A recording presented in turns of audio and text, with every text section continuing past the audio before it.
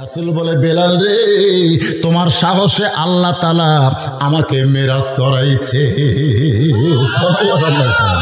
হ্যাঁ, তুমি সাহস পাবো না, আর তোমার সাহসে আমি মেরাজ করছি।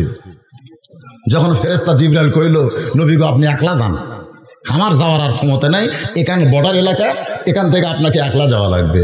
আল্লাহ রাসূল বলে, বেলাল, আমি যখন একা একা রওনা দিলাম, আমি চিন্তা করলাম আল্লাহর আরশে যাইতে কতক্ষণ লাগবে এই নিঃসঙ্গ পথে, আমার সঙ্গে কে?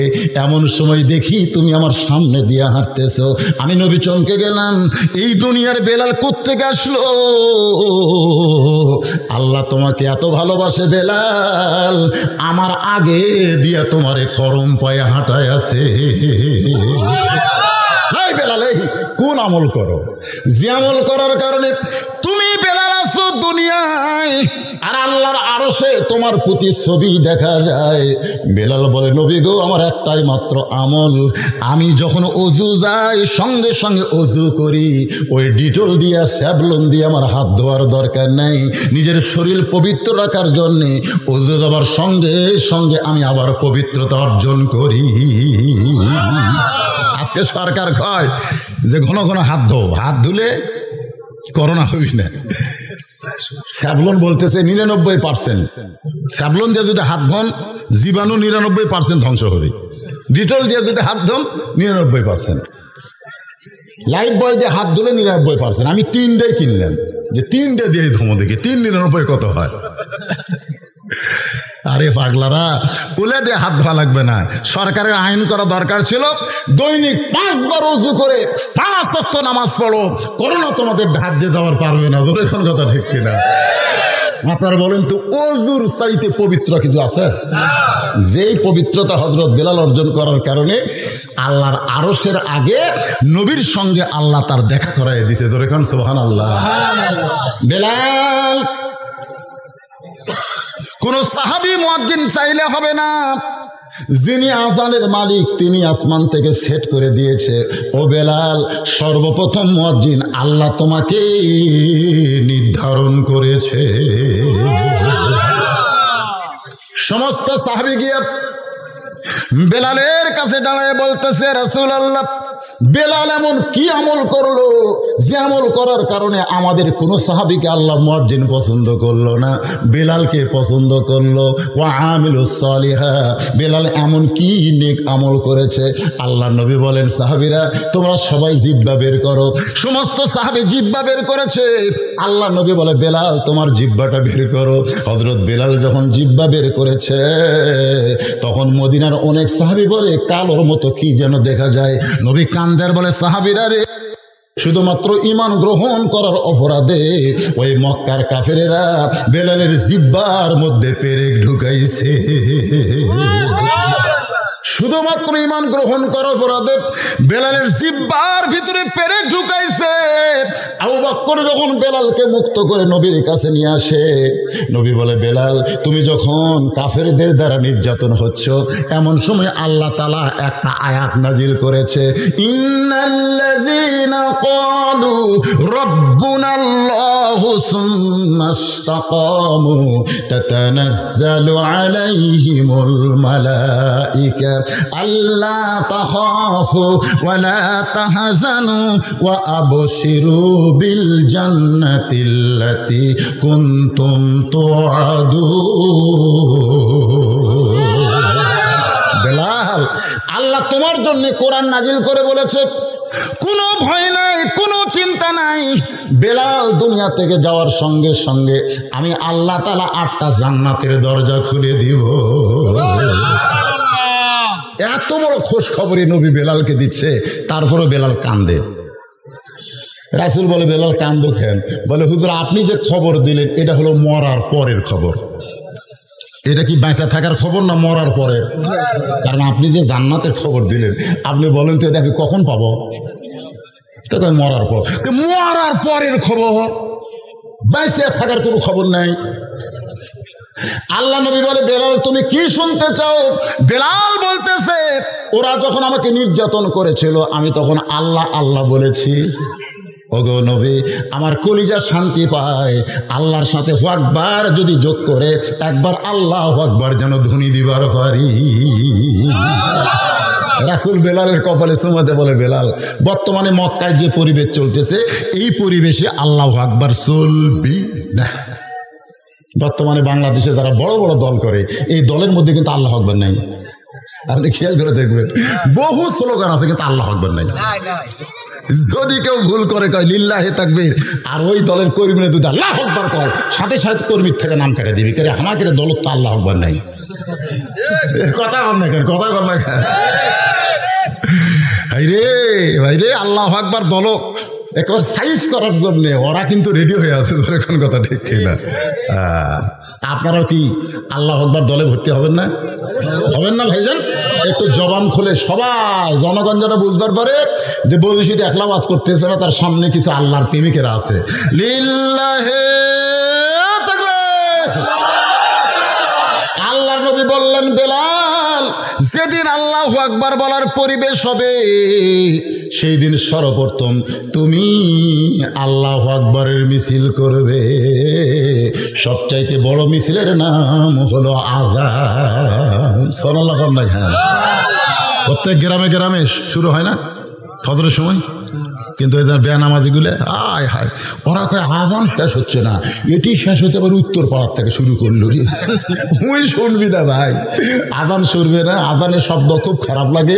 এদিন ল্যাপ তুলে মাথার উপর দিছে, ল্যাপ মাথার উপর দিলে এখন পাও যে বের হয়, এখন পাও টানা বুকের কাছে থসে। ফেরেশতাকে আল্লাহ, ওরা আগাও নাই পাছাও নাই, এ কি হলো?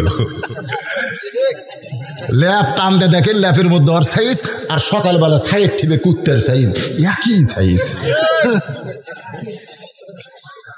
এখন কুত্তে যদি আমার কয়, হুজুর বেনামাজিকে আপনি কুত্তের সাথে তুলনা দিলেন কেন? আমি কুত্তা হবার পারি কিন্তু বেনামাজি না, বেনামাজি আমার চাইতেও খারাপ। এই জন্য আল্লাহ কোরআনে বলেছেন, সুম্মা রাদাদনাহু আসফালা সাফিলিন। এরা এত নিকৃষ্ট, পশুর চাইতেও জঘন্য। যারা বেনামাজি এরা পশুর চাইতেও খারাপ।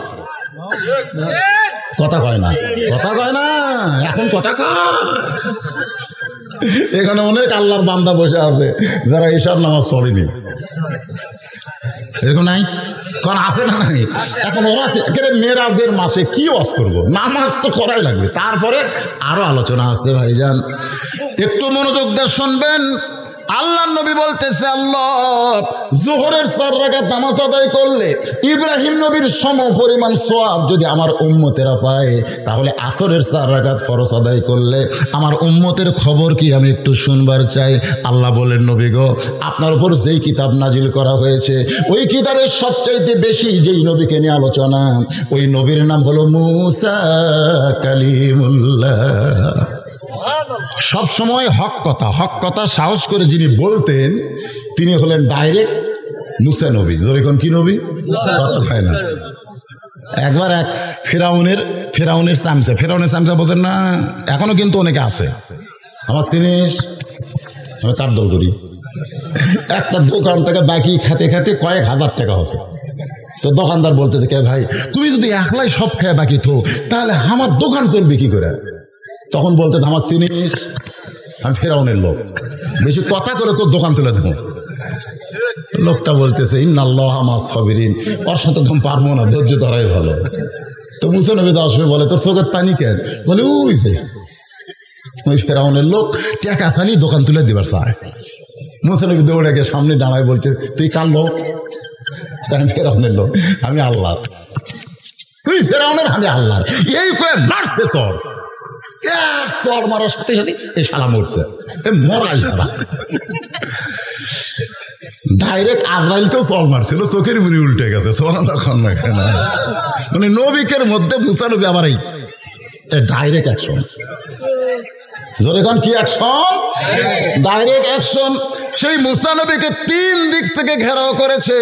একদিকে সাগর। ফেরাউন বলে মুসা তোর আর পলানোর কোনো জায়গা নাই, কোন দিকে যাবি? সামনে যে সাগর দেখা যায়। মুসা বলতেছে আল্লাহ তিন দিকে ফেরাউন, একদিকে সাগর, আমি কি করব? আল্লাহ বলতেছেন নাসরুম মিনাল্লাহি ওয়া ফাতহুন করিব ওয়া বাশশিরিল মুমিনিন। আমি সাগরকে রাস্তা করে দিলাম। মুসা নবীর জন্য আল্লাহ সাগরকে রাস্তা করে দেয়।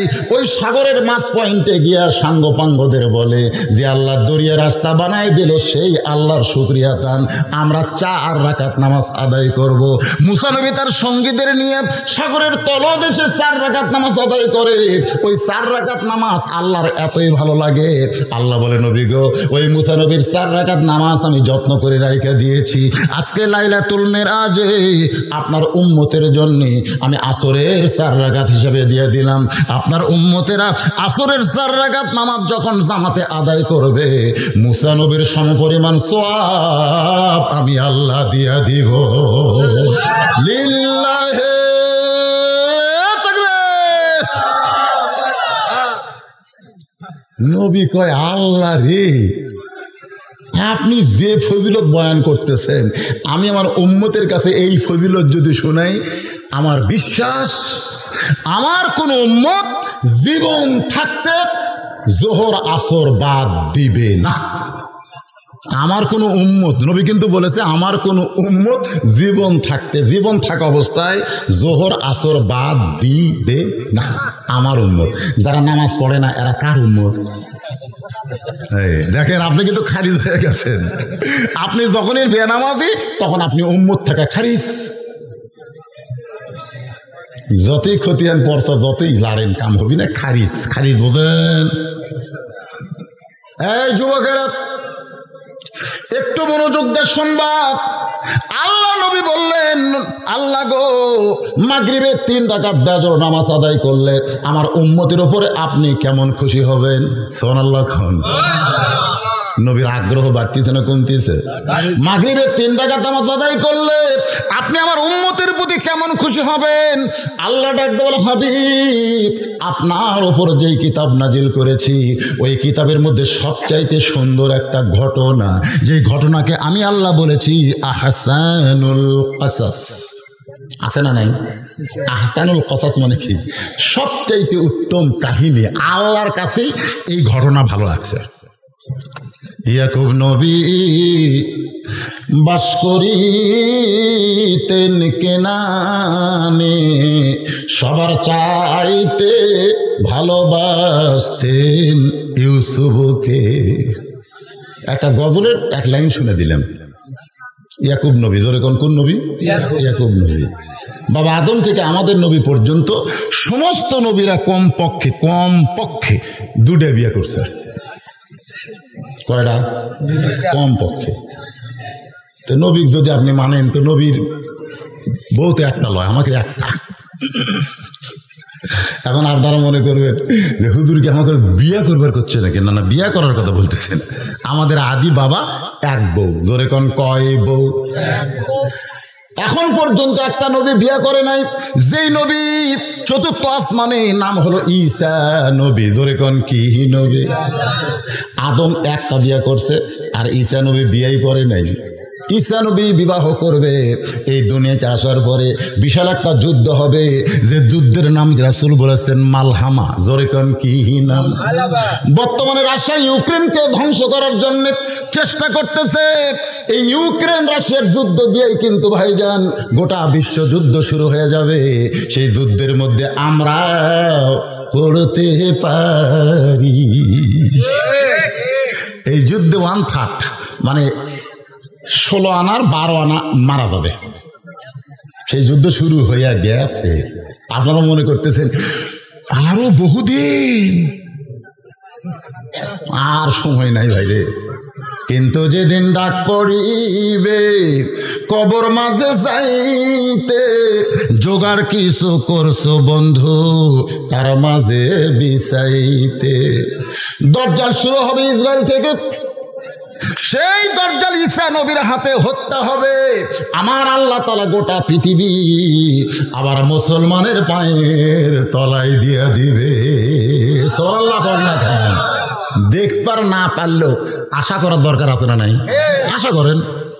আল্লাহ রাসূল বলেছেন মান সাআলাল্লাহু তাআলা আশ-শাহাদাতা বিসিদকিন বাল্লাগাহুল্লাহু মানাজিলাশ শুহাদা ওয়া মাতা আলা ফিরাশিহি রাওয়াহুল বুখারী কিতাবুল মাগাজি।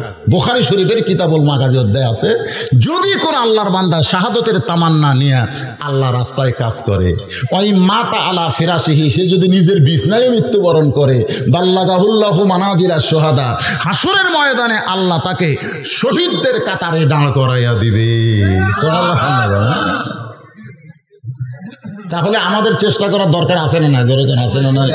শুরু কিন্তু হয়ে গেছে, পারমাণবিক বোমা এখন শুরু হয়ে যাবে। ভাইজান, কোনো বোমা কোনো কিছু আল্লাহর হুকুমের বাহিরে নয়। জোরে কোন ঠিক?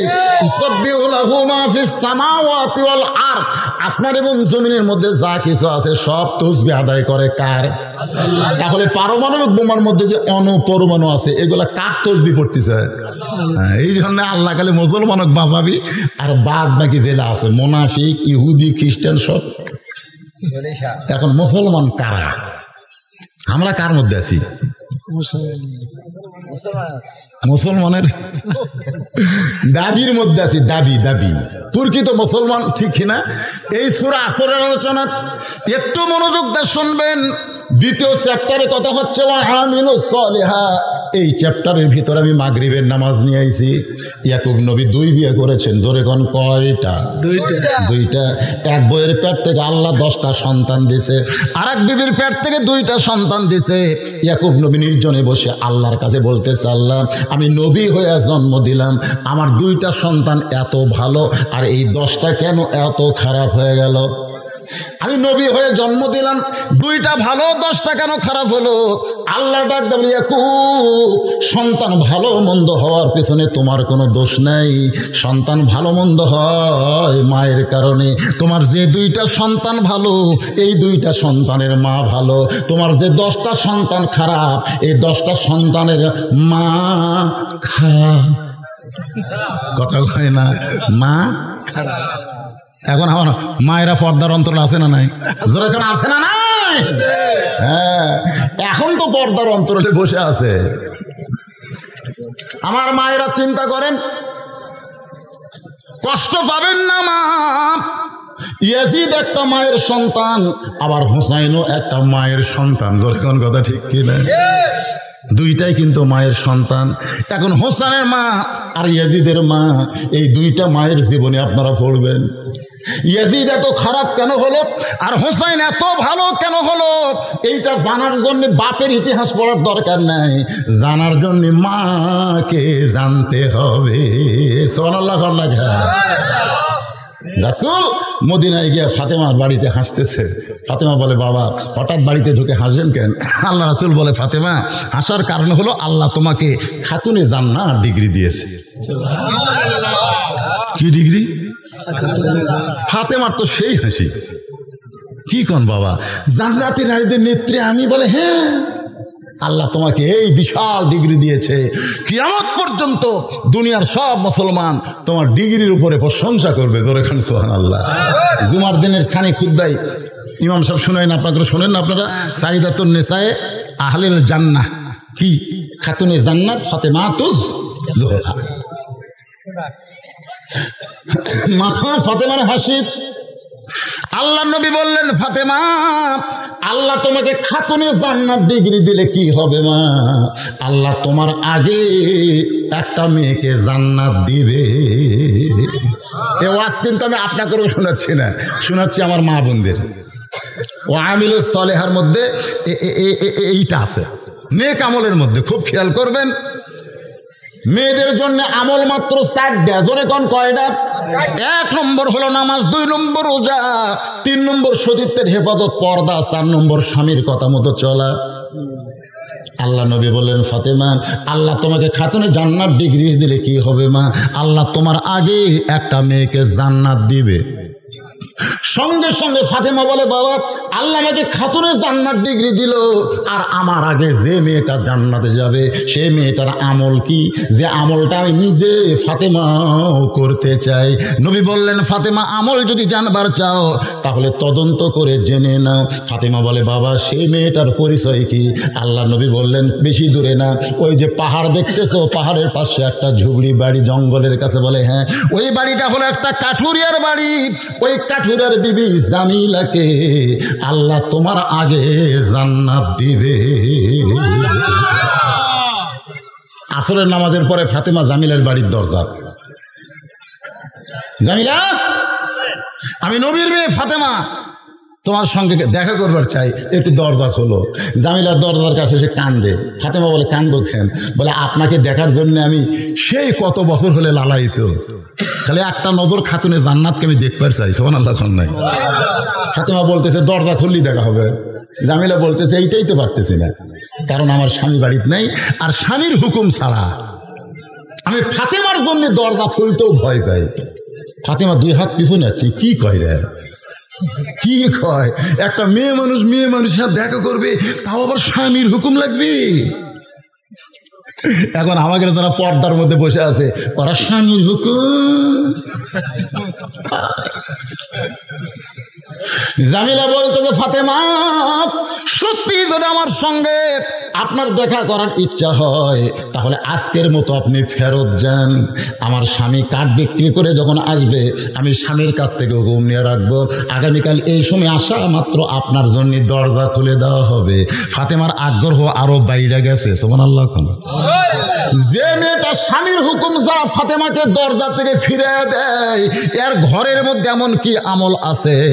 আমি ফাতেমা নিজে এক আধ ঘন্টা হলে দরজায় দাঁড়িয়ে আছি, আপনি আসা মাত্র দরজা খুলে দিব। তাহলে দেরি কেন করতেছো? বলে, কে যেন আপনাকে মা মা বলে ডাকতেছে। ওই বাচ্চা নিয়ে যদি ঢুকতে চান তাহলে আজকের মতো আপনি ফেরত যান, কারণ আমার স্বামী শুধু আপনার ব্যাপারে দরজা খুলতে বলেছে, আপনি অন্য কাউরে নিয়ে আসলে আমি দরজা খুলতে পারবো না।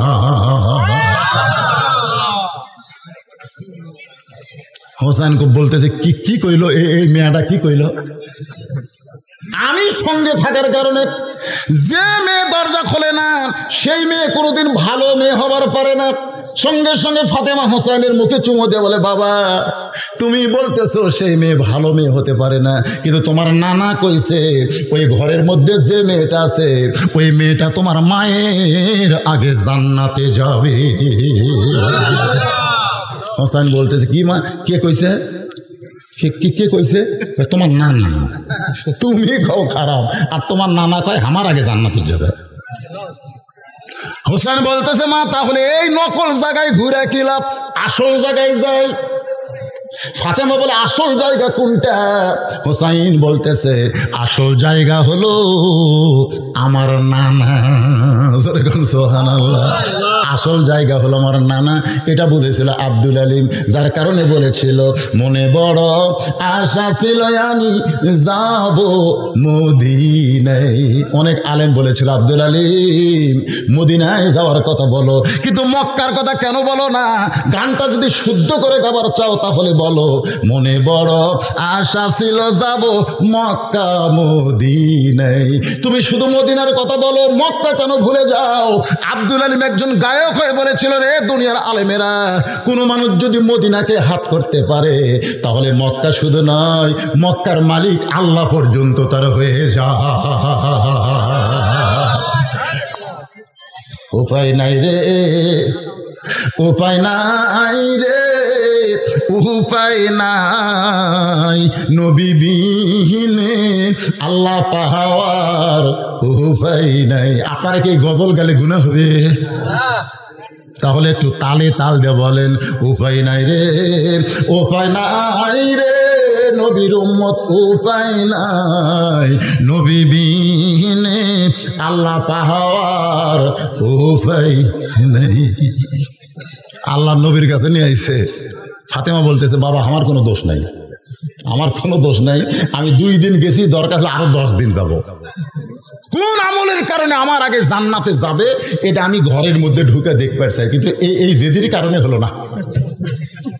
এই জেদি টাইনে লিয়েছে আপনার কাছে, আমার কিন্তু দোষ নাই। হোসাইন মায়ের হাত ছাইড়ে দিয়া নানার হাত ধরে বলে, না না ইয়ার কি করো, ইয়ার কি করো, আমার মারে তুমি চিনো না, যদি তুমি চিন্তা না না একটা কাঠুরিয়ার বইয়ের দরজায় আমার মারে তুমি যাইতে কইতা না। সোনাল্লাহ না কে কি বললে ভাই, কি কর মাউথ পিস দাবা দিলে এলা কিন্তু মাউথ পিস না, না না উপর জেলা দেখতেছিলেন একটাও মাউথ পিস হলে যায় এই জায়গাতে আছে, তাই আমার মুখ এটি মাউথ পিস নিচে 4 আঙ্গুল নিচে। না ঠিক আছে, ঠিক আছে,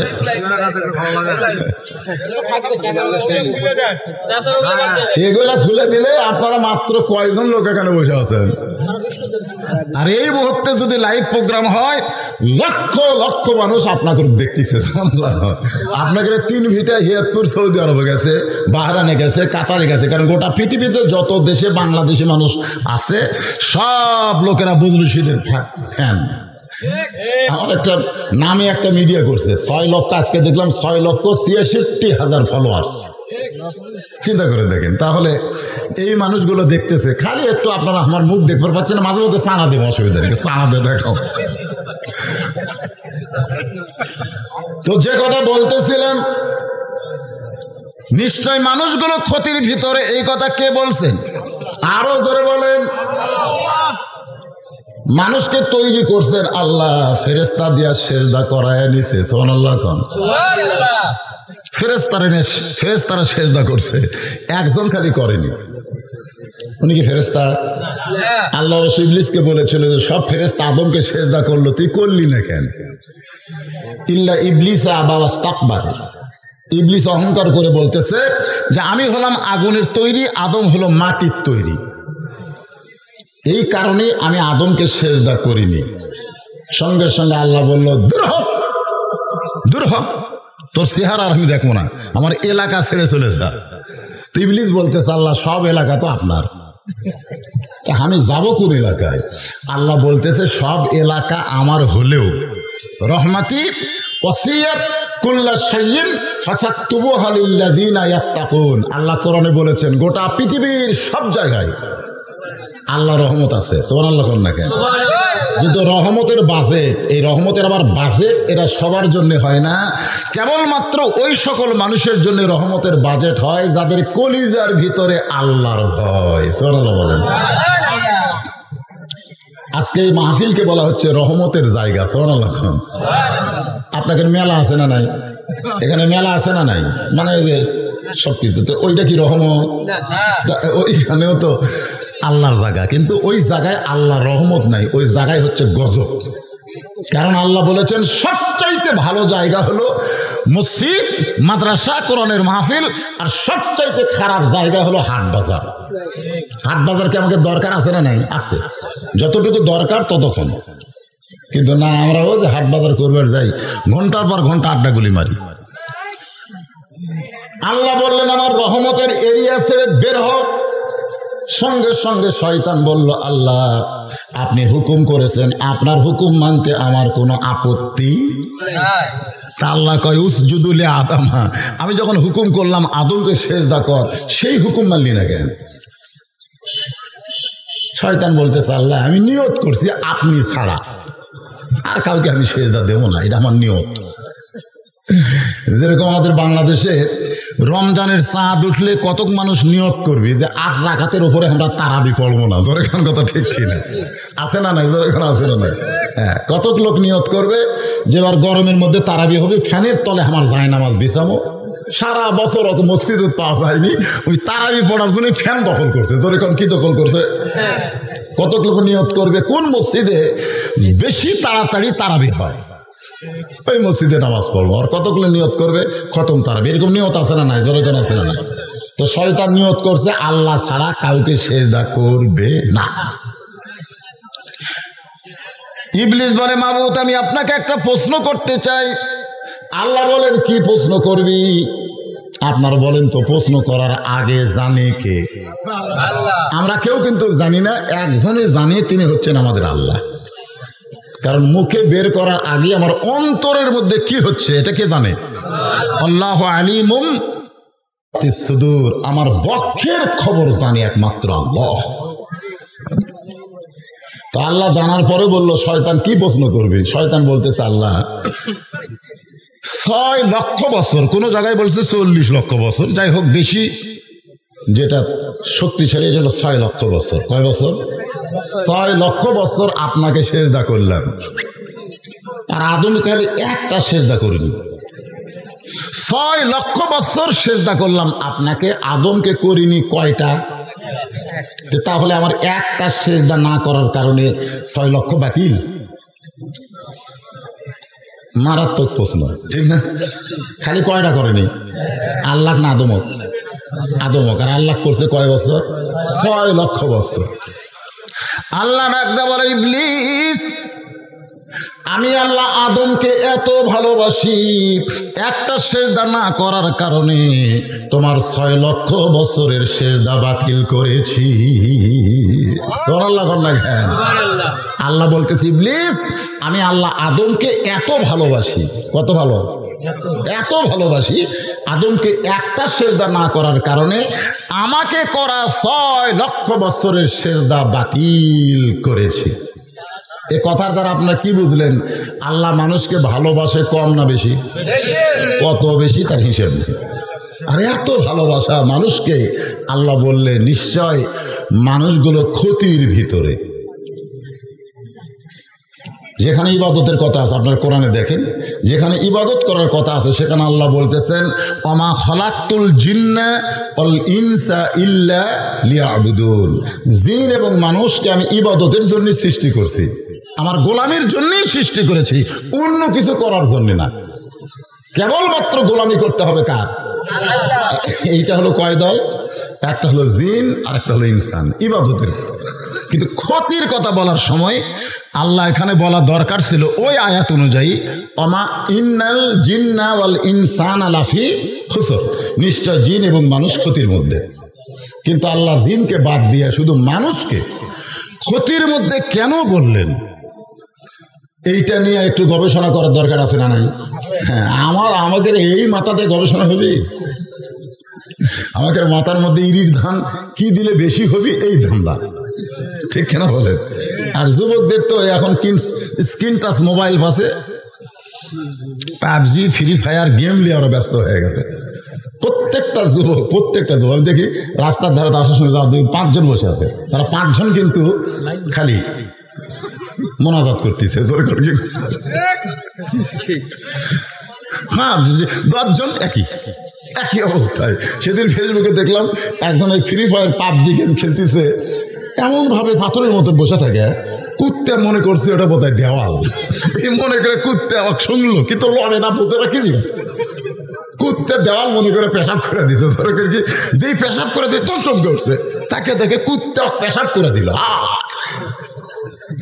আজকে আমাদের যুবকেরা এইভাবে ব্যস্ত হয়ে গেছে এই মোবাইল নিয়ে, ধরে কোন কথা ঠিক?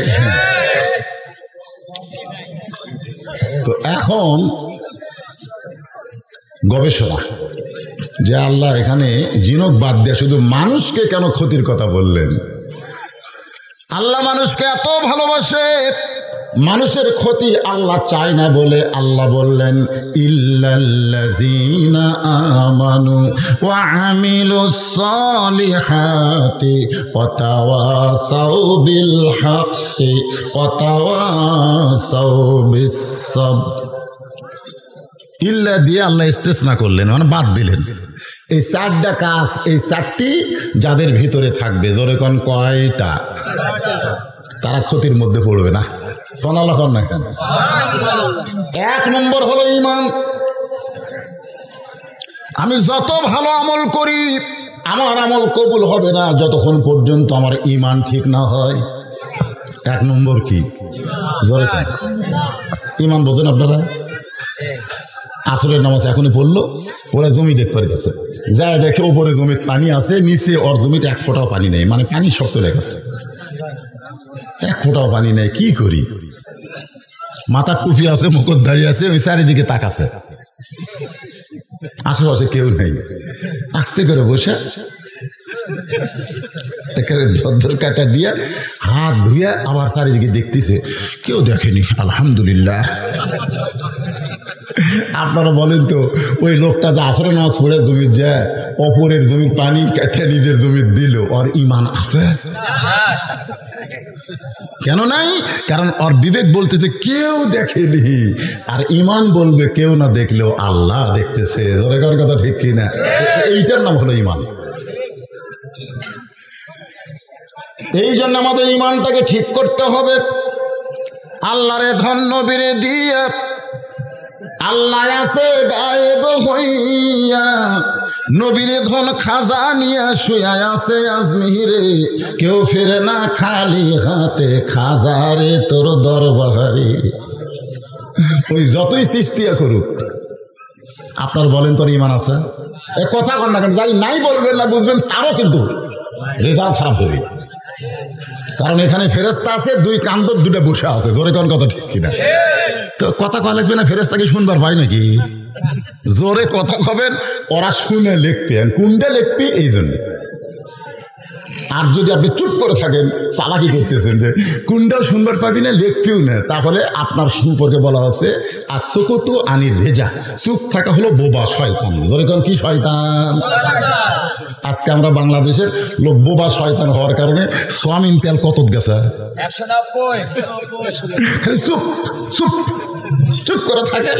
তারপর দুই একদিন পরে দেখবেন দ্রব্য মূল্যের অত্যাচারে মানুষ আত্মহত্যা করতেছে, স্ট্রোক করে মরতেছে। ধরে কোন কথা ঠিক কিনা? আজকে করোনা হয়ে মরছে মাত্র 8 জন। কয়জন? সেটার হিসাব দিচ্ছে, কিন্তু আজকে স্ট্রোক করে মারা গেছে কতজন? স্ট্রোক করে মারা গেছে কমপক্ষে 800। তার কোন হিসাব আছে? তার হিসাব নেই। খালি এই চুপ থাকার কারণে গত বছর 30 টাকার পেজ 300 টাকা গেছে, খালি চুপ। এই চুপ, এইভাবে চুপ থাকেন, তাহলে দিন দিন খালি বাড়বি। আপনার কামাই নাই, খরচ বেশি, মরবেন না, এমনি মরবেন। চুপ থাকেন কে বাধান? এই জবানকে আল্লাহ চুপ থাকার জন্য দিছে। একটু মনোযোগ দিয়ে শুনবেন। 1 নম্বর হলো ইমান। সেই ইমানটা আমাদের ঠিক করার দরকার আছে না নাই? ইমান ঠিক করবেন কি দিয়ে? আল্লাহ রাসূল বললেন, ইকরার বিল লিসান, তাসদিক বিল জানান, আমল বিল আরকান।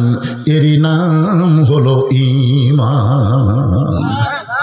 ও আমিলুস সলিহাত। এই যে 4টের কথা আছে, এখানে 2 নম্বর হলো নেক আমল। ধরে কোন কি আমল? নেক আমল বলতে কি বুঝতেছেন? মা তাকুমুর রাসূলু ফাখুযুহু ওয়া মা নাহাকুম আনহু ফান্তাহু। আল্লাহ তাআলা কোরআন দিয়ে বলেছেন, নেক আমল যদি তোমরা বুঝতে চাও তাহলে আমার নবী যেইটা করেছে ওইটা করা লাগবে, নবী যেইটা নিষেধ করেছেন করে নাই ওইটা করা যাবে। হে রাসূল আপনি বলেন, কুল, আপনি বলেন, ইন কুনতুম তুহিব্বুনাল্লাহ ফাত্তাবিউনি ইউহিব্বুকুমুল্লাহ ওয়া ইয়াগফির লাকুম যুনুবাকুম ওয়াল্লাহু গফুরুর রহিম। সবাই বলবেন আল্লাহু আকবার। 2-1 বলেন, 2-1 বলেন না কেন? 3টা তাসবিহ মনে আছে না নাই? 3টা তাসবিহ আপনি যদি অনায়াসে হুলকুমের নিচ থেকে উপরে প্রকাশ করেন, কতগুলো তাসবিহ কিন্তু ভিতরে থাকে, বাড়া হয় না। কারণ এই জায়গাতে একটা শয়তান বসে আছে। জোরগান কি বসে আছে?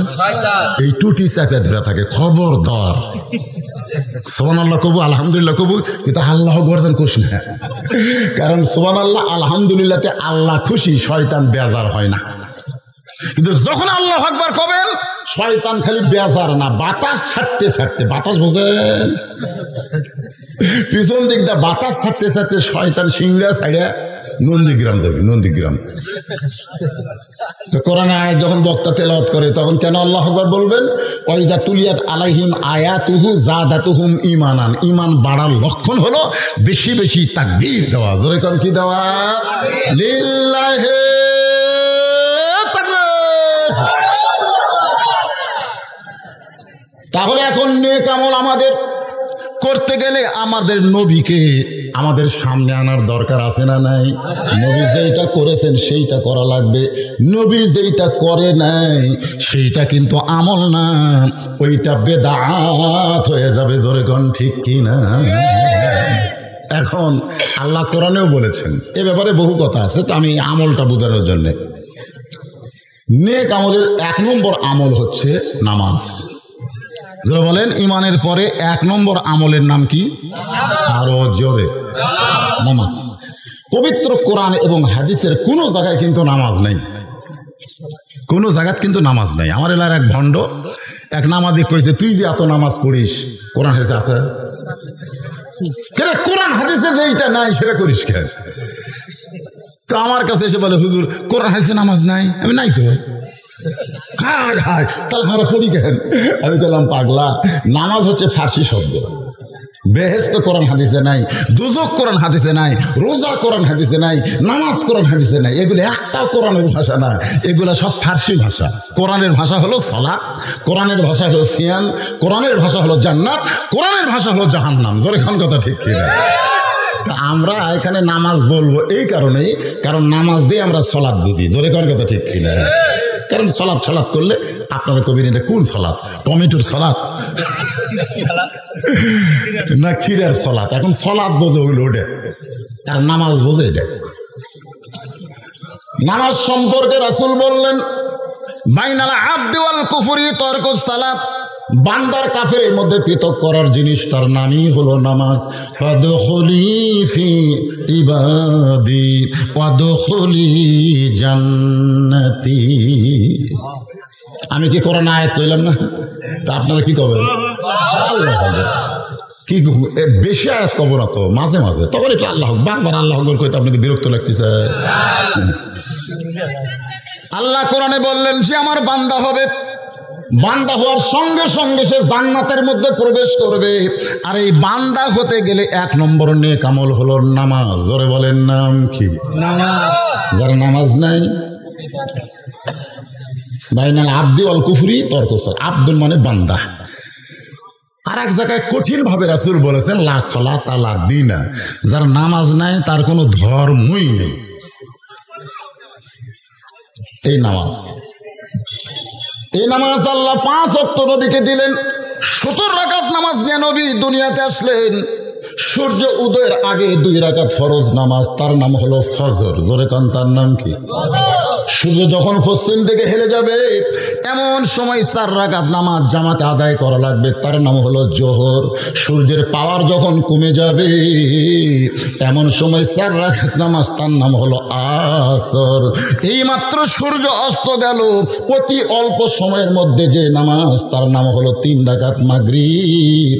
রাতের রং যখন গাঢ় হয়ে যায় এমন সময় 4 রাকাত নামাজ আদায় করা লাগে, তার নাম হইল এশা। তাহলে সর্বসকলে কয় রাকাত? 17 রাকাত নামাজ আল্লাহ নবীকে দিলেন এবং বললেন, ইন্নাস সালাতা তানহানিল ফাহশাই ওয়াল মুনকার। একমাত্র নামাজই পারে মানুষকে যাবতীয় খারাপি থেকে বাঁচাইয়া দিতে। আপনারা বলেন তো, এই কোরআনে মদ পান করা জায়েজ না হারাম?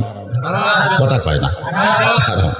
বর্তমান অবশ্য একটা আইন করছে যে 21 বছরের বেশি হলে সে যদি মদ পান করবার চায় তাহলে তাকে লাইসেন্স দেওয়া হবে।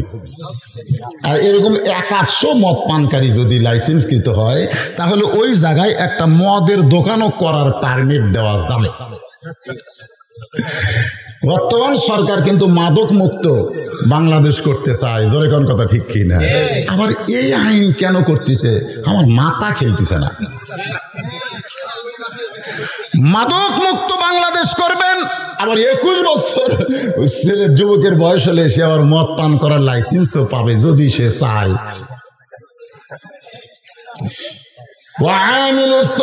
একটু খেয়াল করবেন, এই নেক আমল এইটা বুঝাইতে গিয়া পুরুষ এবং নারী সমন্বয় করে কথা বলবো।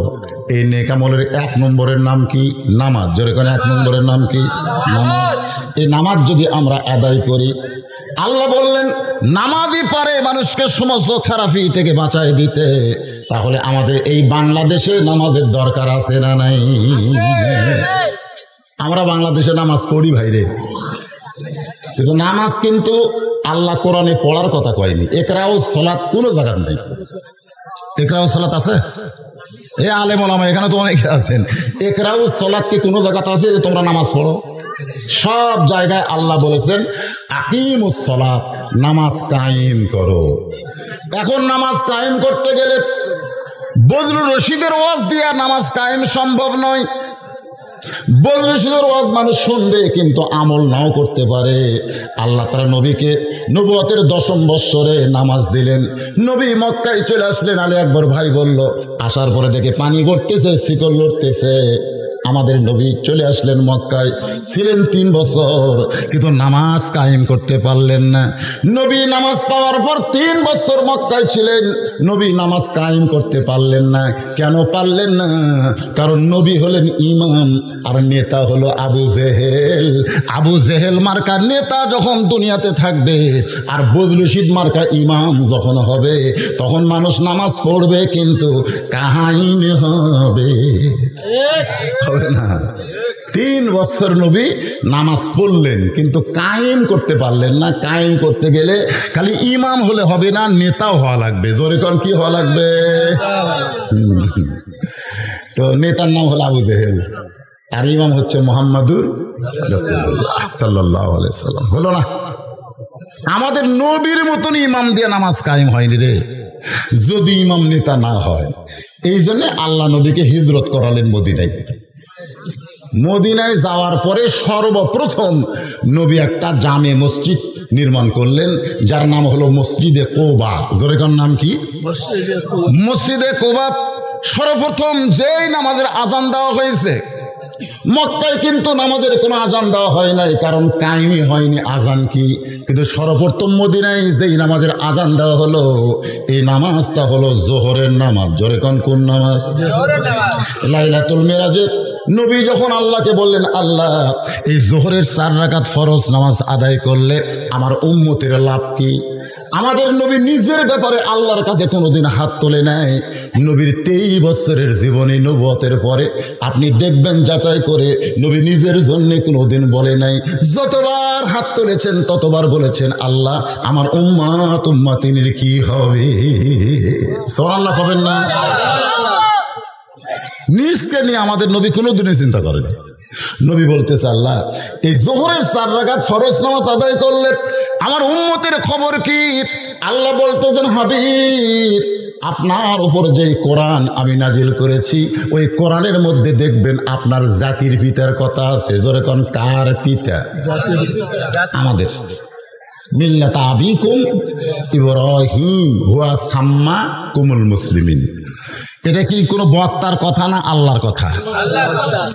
কারণ আল্লাহ নিজেই বলতেছেন তোমাদের জাতির পিতার নাম হলো ইব্রাহিম, যিনি তোমাদের নাম রেখেছে মুসলমান। আপনারা বলেন তো, এই জাতির পিতা কি এমনি এমনি হয়েছে?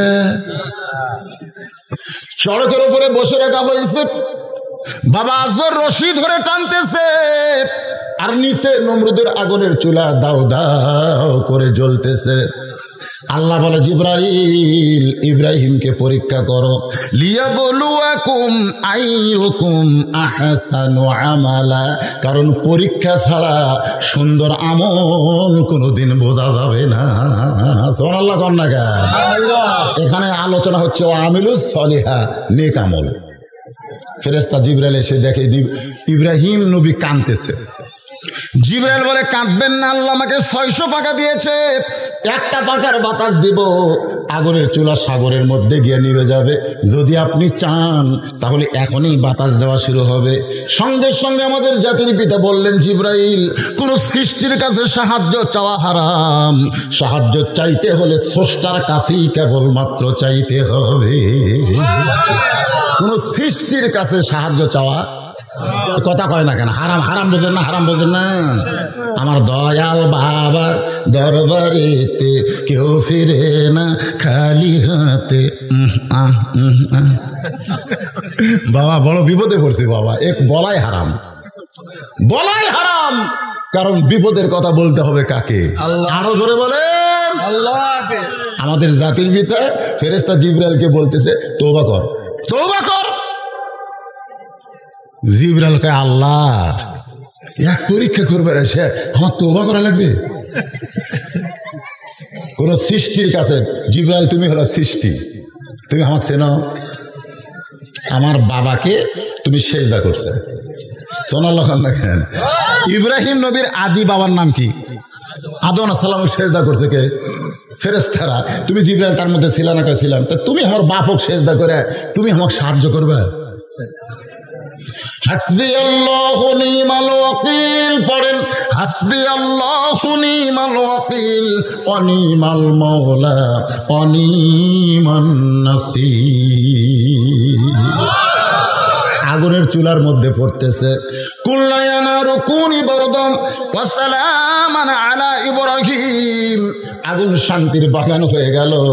আগুন যখন শান্তির বাগান পায়, শুকরিয়া তার হযরত ইব্রাহিম 4 রাকাত নামাজ আদায় করে। ওই 4 রাকাত নামাজ আল্লাহর এতই ভালো লাগছে, আল্লাহ বলে হাবিব গো, ইব্রাহিম নবীর 4 রাকাত নামাজ আমি যত্ন করে রাইখা দিয়েছি। আজকে লাইলাতুল মিরাজে আপনার উম্মতের জন্য যোহরের 4 রাকাত ফরজ হিসেবে দিয়ে দিলাম। আপনার উম্মতেরা যোহরের 4 রাকাত যখন জামাতের সঙ্গে আদায় করবে, ইব্রাহিম নবীর সমপরিমাণ সওয়াব আমি আল্লাহ দিয়া দিব। লিল্লাহে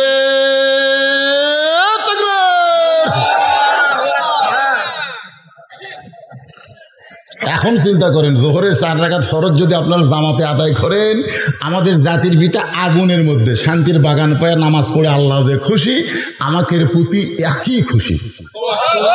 তাহলে সুবহানাল্লাহ করে হবে না, যোহর পড়া লাগবে।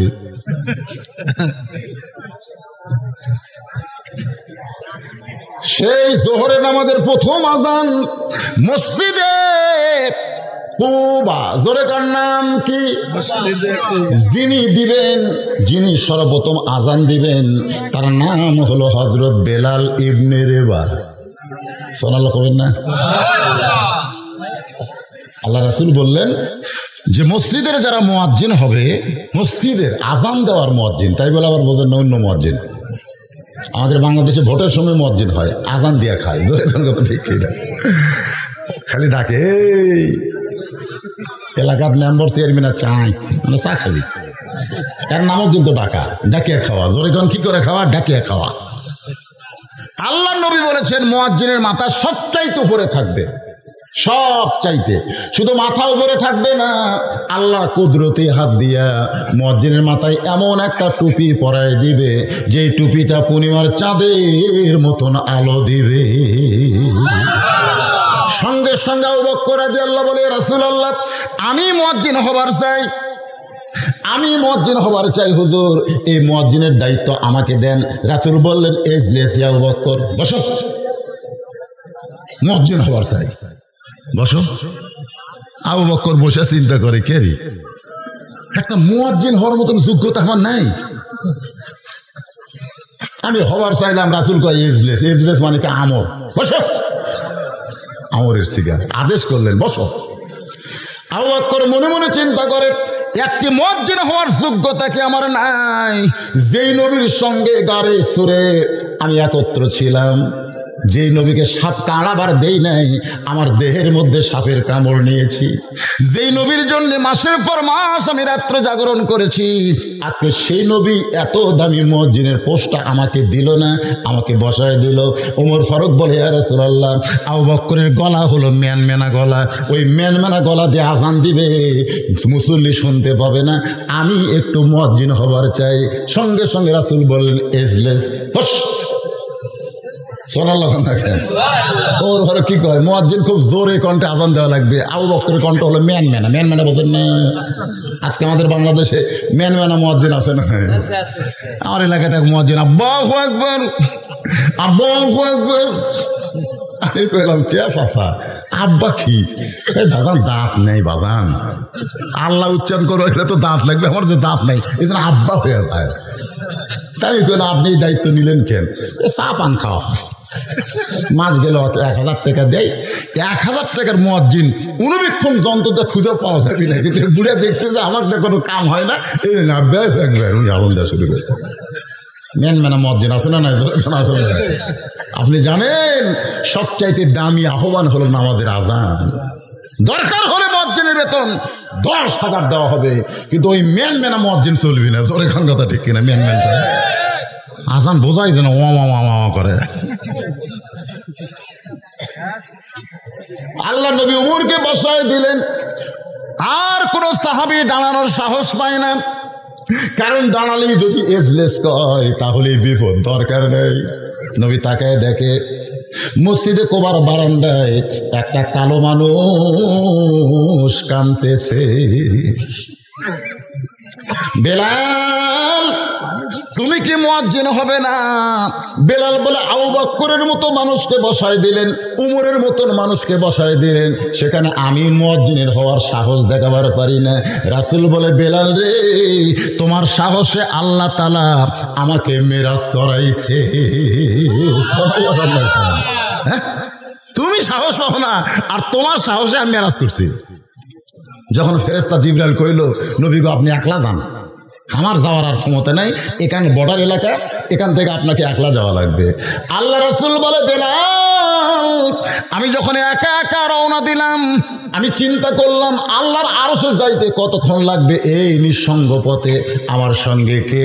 এমন সময় দেখি তুমি আমার সামনে দিয়ে হাঁটতেছো। আমি নবী চমকে গেলাম, এই দুনিয়ার বেলাল কোত্থেকে আসলো? আল্লাহ তোমাকে এত ভালোবাসে বেলাল, আমার আগে দিয়া তোমারে করম পায়ে হাঁটায় আছে। হাই বেলাল, এই কোন আমল করো যে আমল করার কারণে তুমি বেলাল আছো দুনিয়ায়, আর আল্লাহর আরশে তোমার প্রতি ছবি দেখা যায়? বেলাল বলে, নবী গো আমার একটাই মাত্র আমল, আমি যখন অজু যাই সঙ্গে সঙ্গে অজু করি, ওই ডিটল দিয়া স্যাভলন দিয়ে আমার হাত ধোয়ার দরকার নাই।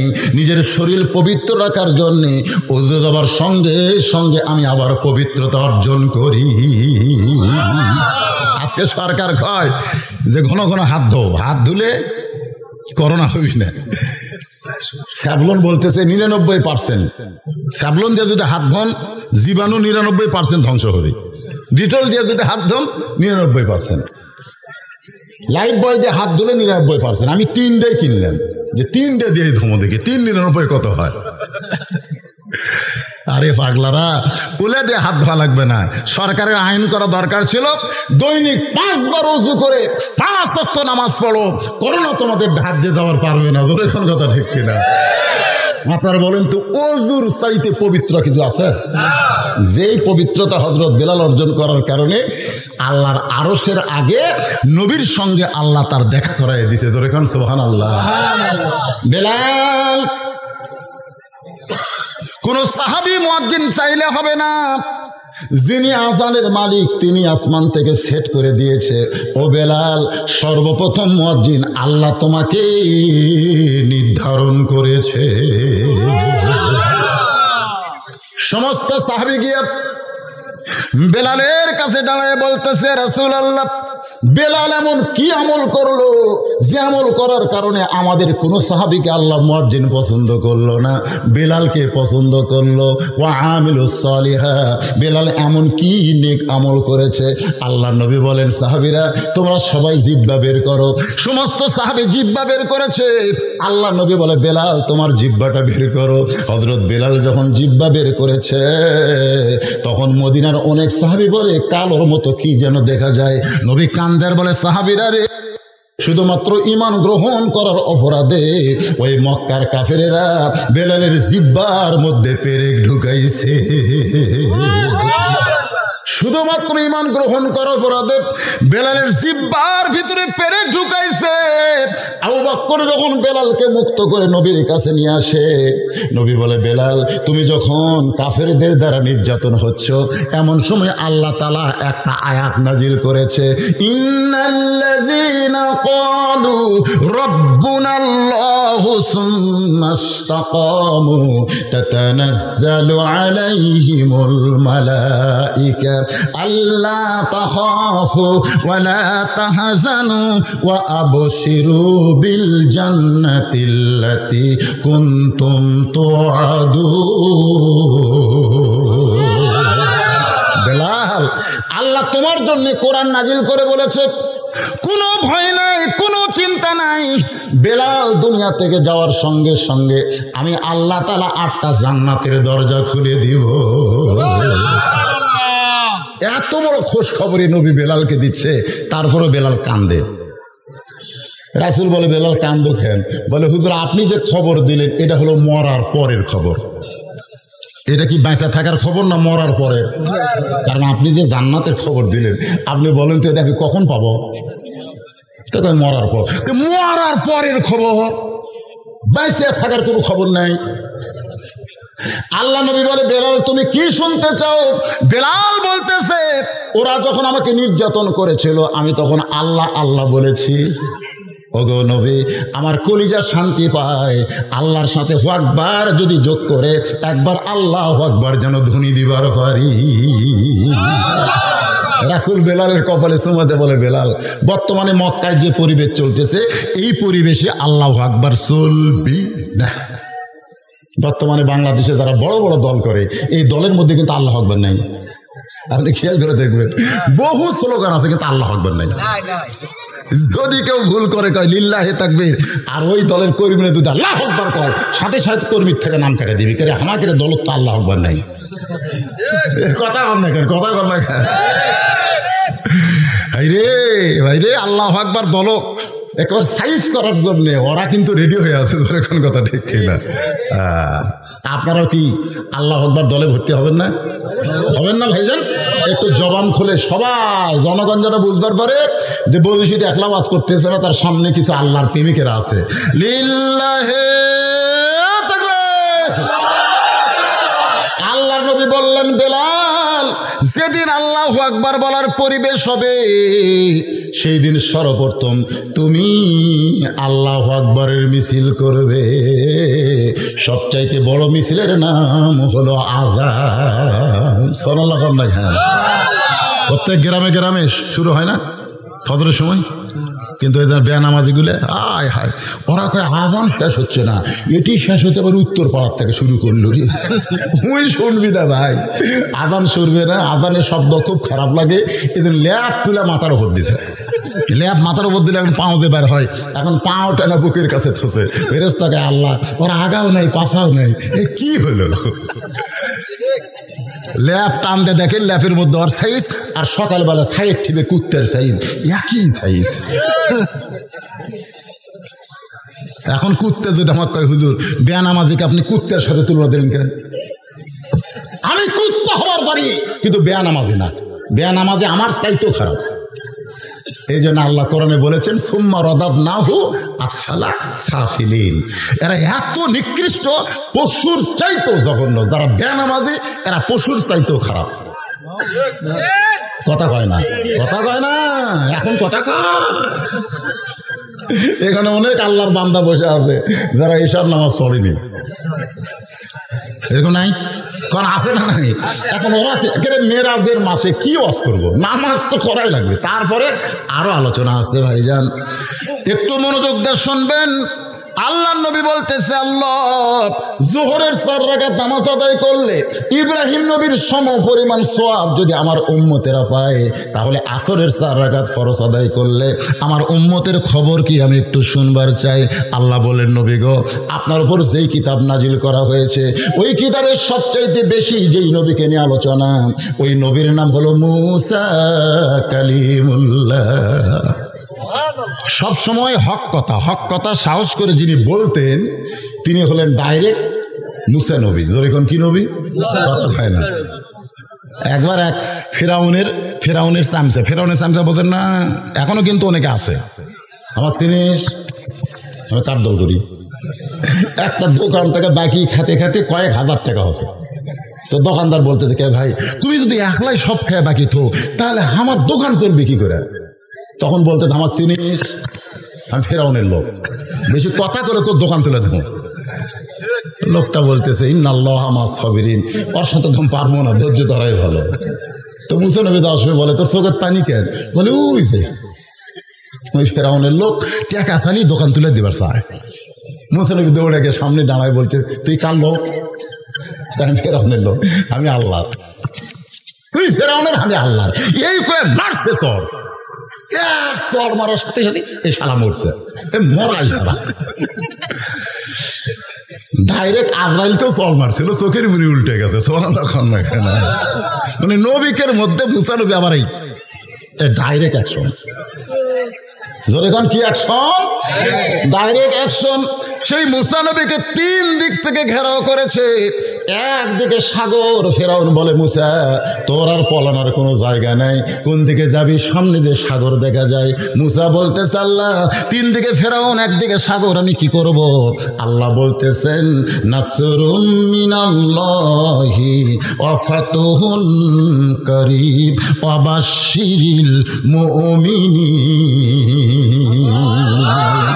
আমি সাগরকে রাস্তা করে দিলাম। মুসা নবীর জন্য আল্লাহ সাগরকে রাস্তা করে দেয়।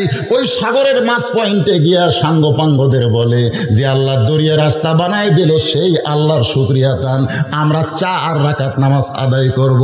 মুসা নবী তার সঙ্গীদের নিয়ে সাগরের তলদেশে 4 রাকাত নামাজ আদায় করে। ওই 4 রাকাত নামাজ আল্লাহর এতই ভালো লাগে, আল্লাহ বলে নবী গো ওই মুসা নবীর 4 রাকাত নামাজ আমি যত্ন করে রাইখা দিয়েছি। আজকে লাইলাতুল মেরাজে আপনার উম্মতের জন্য আমি আসরের 4 রাকাত হিসেবে দিয়ে দিলাম। আপনার উম্মতেরা আসরের 4 রাকাত নামাজ যখন জামাতে আদায় করবে, মুসা নবীর সমপরিমাণ সওয়াব আমি আল্লাহ দিয়া দিব। লিল্লাহি তাকবীর। নবী কয় আল্লাহ রে, আপনি যে ফজিলত বয়ান করতেছেন, আমি আমার উম্মতের কাছে এই ফজিলত যদি শোনাই, আমার বিশ্বাস আমার কোন উম্মত জীবন থাকতে জোহর আসর বাদ দিবে না। আমার কোন উম্মত, নবী কিন্তু বলেছে আমার কোন উম্মত জীবন থাকতে, জীবন থাকা অবস্থায় জোহর আসর বাদ দিবে না। আমার উম্মত যারা নামাজ পড়ে না, এরা কার উম্মত? দেখেন আপনি কিন্তু খারিজ হয়ে গেছেন। আপনি যখনই বেনামাজি তখন আপনি উম্মত থাকা খারিজ। যতই খতিয়ান পড়ছা, যতই লাড়েন, কাম হবি না, খারিজ। খারিজ বোঝেন? এই যুবকেরা একটু মনোযোগ দিয়ে শুনবা। আল্লাহ নবী বললেন আল্লাহ গো, মাগরিবের 3 রাকাত বেজর নামাজ আদায় করলে আমার উম্মতের উপরে আপনি কেমন খুশি হবেন? সুবহানাল্লাহ খান। নবীর আগ্রহ বাড়তিছে না কমতিছে?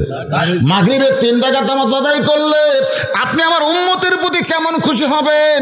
আল্লাহ ডাকতে বলে হাবিব, আপনার উপর যেই কিতাব নাজিল করেছি ওই কিতাবের মধ্যে সবচাইতে সুন্দর একটা ঘটনা, যেই ঘটনাকে আমি আল্লাহ বলেছি আহসানুল কসাস। আছে না নাই? আহসানুল কসাস মানে কি? সবচাইতে উত্তম কাহিনী। আল্লাহর কাছে এই ঘটনা ভালো লাগছে। ইয়াকুব নবী বাস করিতেন কেনানে, সবার চাইতে ভালোবাসতেন ইউসুফকে। একটা গজলের 1 লাইন শুনে দিলাম। ইয়াকুব নবী, জোরে কোন নবী? ইয়াকুব নবী। বাবা আদম থেকে আমাদের নবী পর্যন্ত সমস্ত নবীরা কমপক্ষে 2টা বিয়ে করছে। কয়টা? কমপক্ষে। তো নবী যদি আপনি মানেন, তো নবীর বউ তো একটা লয়, আমাকে একটা। এখন আপনারা মনে করবেন যে হুজুর কি আমাকে বিয়ে করবার করছে নাকি? না না, বিয়ে করার কথা বলতেছেন। আমাদের আদি বাবা 1 বউ। জোরে কোন কয় বউ? এখন পর্যন্ত একটা নবী বিয়ে করে নাই। যেই নবী 4র্থ আসমানে, নাম হলো ঈসা নবী। জোরে কোন কি নবী? আদম একটা বিয়ে করছে, আর ঈসা নবী বিয়েই করে নাই। ঈসা নবী বিবাহ করবে। এই দুনিয়াতে আসার পরে বিশাল একটা যুদ্ধ হবে, যে যুদ্ধের নাম রাসূল বলেছেন মালহামা। জোরে কোন কি নাম? বর্তমানে রাশিয়া ইউক্রেনকে ধ্বংস করার জন্য চেষ্টা করতেছে। এই ইউক্রেন রাশিয়ার যুদ্ধ দিয়েই কিন্তু ভাইজান গোটা বিশ্ব যুদ্ধ শুরু হয়ে যাবে। সেই যুদ্ধের মধ্যে আমরা পড়তে পারি। এই যুদ্ধে 1/3 মানে 16 আনার 12 আনা মারা যাবে। সেই যুদ্ধ শুরু হইয়া গেছে। আপনারা মনে করতেছেন আরো বহুদিন, আর সময় নাই ভাইরে। কিন্তু যেদিন ডাক পড়িবে কবর মাঝে যাইতে, জোগাড় কিছু করছো বন্ধু তার মাঝে বিছাইতে। দজ্জাল শুরু হবে ইসরায়েল থেকে, সেই দজ্জাল ঈসা নবীর হাতে হত্যা হবে। আমার আল্লাহ তাআলা গোটা পৃথিবী আবার মুসলমানের পায়ের তলায় দিয়ে দিবে। সুবহানাল্লাহ না খান দেখবার না পারলেও আশা করার দরকার আছে না নাই? আশা করেন। আল্লাহ রাসূল বলেছেন, মান সাআলাল্লাহু তাআলা আশ-শাহাদাতা বিসিদকিন বাল্লাগাহুল্লাহু মানাজিলাশ শুহাদা ওয়া মাতা আলা ফিরাশিহি। রাওয়াহুল বুখারী কিতাবুল মাগাজি। বুখারী শরীফের কিতাবুল মাগাজি অধ্যায় আছে, যদি কোন আল্লাহর বান্দা শাহাদতের তামান্না নিয়ে আল্লাহ রাস্তায় কাজ করে, ওয়া মাতা আলা ফিরাশিহি, সে যদি নিজের বিছানায় মৃত্যুবরণ করে, বাল্লাগাহুল্লাহু মানাজিলাশ শুহাদা, হাসরের ময়দানে আল্লাহ তাকে শহীদদের কাতারে দাঁড় করাইয়া দিবে। তাহলে আমাদের চেষ্টা করার দরকার আছে না না? দরকার আছে না না? শুরু কিন্তু হয়ে গেছে, পারমাণবিক বোমা এখন শুরু হয়ে যাবে। ভাইজান, কোনো বোমা কোনো কিছু আল্লাহর হুকুমের বাহিরে নয়। জোরে কোন ঠিক? ইসবিহু লাহু মা ফিস সামাওয়াতি ওয়াল আরদ, আসমান এবং জমিনের মধ্যে যা কিছু আছে সব তাসবিহ আদায় করে কার? তাহলে পারমাণবিক বোমার মধ্যে যে অণুপরমাণু আছে এগুলা কার তাসবিহ পড়তেছে? এই জন্য আল্লাহ খালি মুসলমানক বাঁচাবি, আর বাদ বাকি যেটা আছে মুনাফিক, ইহুদি, খ্রিস্টান সব। এখন মুসলমান কারা? আমরা কার মধ্যে আছি?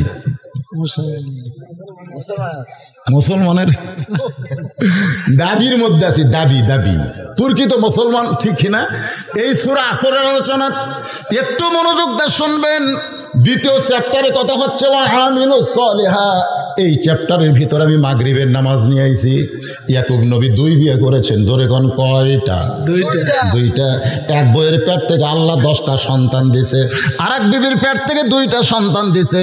ইয়াকুব নবী নির্জনে বসে আল্লাহর কাছে বলতেছে, আল্লাহ আমি নবী হয়ে জন্ম দিলাম, আমার 2টা সন্তান এত ভালো, আর এই 10টা কেন এত খারাপ হয়ে গেল? আমি নবী হয়ে জন্ম দিলাম, 2টা ভালো, 10টা কেন খারাপ হলো?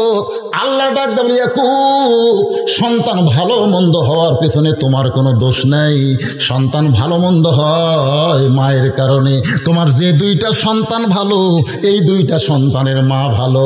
তোমার যে 10টা সন্তান খারাপ, এই 10টা সন্তানের মা খারাপ। কথা কয় না? মা খারাপ।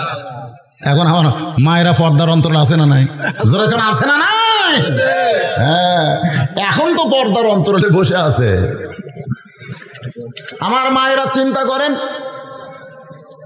কষ্ট পাবেন না মা। ইয়াজিদ একটা মায়ের সন্তান, আবার হুসাইনও একটা মায়ের সন্তান। যখন কথা ঠিক কিনা? 2টাই কিন্তু মায়ের সন্তান। এখন হোসেনের মা আর ইয়াজিদের মা, এই 2টা মায়ের জীবনে আপনারা পড়বেন। ইয়াজিদ এত খারাপ কেন হলো আর হোসেন এত ভালো কেন হলো, এইটা জানার জন্য বাপের ইতিহাস পড়ার দরকার নাই, জানার জন্য মাকে জানতে হবে। সুবহানাল্লাহ। রাসূল মদিনায় গিয়ে ফাতেমার বাড়িতে হাসতেছে। ফাতেমা বলে, বাবা হঠাৎ বাড়িতে ঢুকে হাসেন কেন? আল্লাহ রাসূল বলে, ফাতেমা হাসার কারণ হলো আল্লাহ তোমাকে খাতুনে জান্নাত ডিগ্রি দিয়েছে। কি ডিগ্রি? ফাতেমার তো সেই হাসি। কি কোন বাবা, জান্নাতি নারীদের নেত্রী আমি? বলে, হ্যাঁ আল্লাহ তোমাকে এই বিশাল ডিগ্রি দিয়েছে, কিয়ামত পর্যন্ত দুনিয়ার সব মুসলমান তোমার ডিগ্রির উপরে প্রশংসা করবে। জোরে খান সুবহানাল্লাহ। জুমার দিনের সানি খুতবায় ইমাম সাহেব শুনাই না, আপনারা শোনেন না? আপনারা সাইদাতুন নিসায়ে আহলিল জান্নাহ, কি খাতুনে জান্নাত ফাতেমাতুজ জোহরা। মা ফাতেমার হাসি। আল্লাহ নবী বললেন, ফাতেমা আল্লাহ তোমাকে খাতুনে জান্নাত ডিগ্রি দিলে কি হবে মা? আল্লাহ তোমার আগে একটা মেয়েকে জান্নাত দিবে। এ ওয়াজ কিন্তু আমি আপনাকেও শোনাচ্ছি না, শোনাচ্ছি আমার মা বোনদের। ও আমিলুস সালেহার মধ্যে এইটা আছে, নেক আমলের মধ্যে খুব খেয়াল করবেন। মেয়েদের জন্য আমল মাত্র 4টা। জোরে কোন কয়টা? 1 নম্বর হলো নামাজ, 2 নম্বর রোজা, 3 নম্বর সতীত্বের হেফাজত পর্দা, 4 নম্বর স্বামীর কথা মতো চলা। আল্লাহ নবী বললেন, ফাতেমা, আল্লাহ তোমাকে খাতুনে জান্নাত ডিগ্রি দিলে কি হবে মা? আল্লাহ তোমার আগে একটা মেয়েকে জান্নাত দিবে।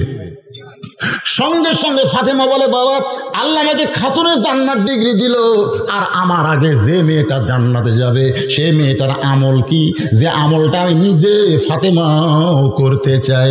নবী বললেন, ফাতেমা, আমল যদি জানবার চাও তাহলে তদন্ত করে জেনে নাও। ফাতেমা বলে, বাবা, সেই মেয়েটার পরিচয় কি? আল্লাহ নবী বললেন, বেশি দূরে না, ওই যে পাহাড় দেখতেছো, পাহাড়ের পাশে একটা ঝুবড়ি বাড়ি জঙ্গলের কাছে। বলে, হ্যাঁ, ওই বাড়িটা হলো একটা কাঠুরিয়ার বাড়ি। ওই কাঠুরিয়ার বিবি জামিলাকে আল্লাহ তোমার আগে জান্নাত দিবে। আসরের নামাজের পরে ফাতেমা জামিলার বাড়ির দরজা,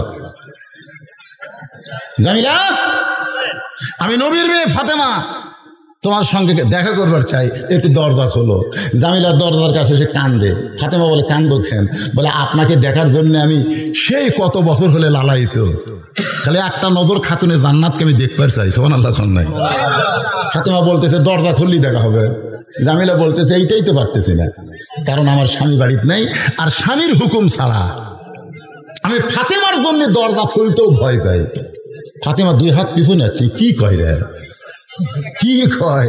একটা মেয়ে মানুষের সাথে দেখা করবে, তাও আবার স্বামীর হুকুম লাগবে। এখন আমাকে যারা পর্দার মধ্যে বসে আছে, ওরা স্বামীর হুকুম। জামিলা বলতে যে, ফাতেমা, সত্যি যদি আমার সঙ্গে আপনার দেখা করার ইচ্ছা হয় তাহলে আজকের মতো আপনি ফেরত যান।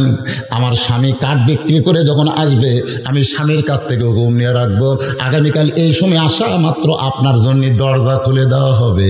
ফাতেমার আগ্রহ আরো বাইরে গেছে। সুবহানাল্লাহ। যে মেয়েটা স্বামীর হুকুম ছাড়া ফাতেমাকে দরজা থেকে ফিরে দেয়, এর ঘরের মধ্যে এমন কি আমল আছে?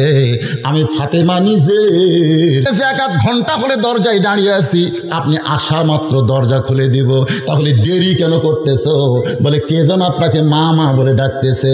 ওই বাচ্চা নিয়ে যদি ঢুকতে চান তাহলে আজকের মতো আপনি ফেরত যান, কারণ আমার স্বামী শুধু আপনার ব্যাপারে দরজা খুলতে বলেছে, আপনি অন্য কাউরে নিয়ে আসলে আমি দরজা খুলতে পারবো না।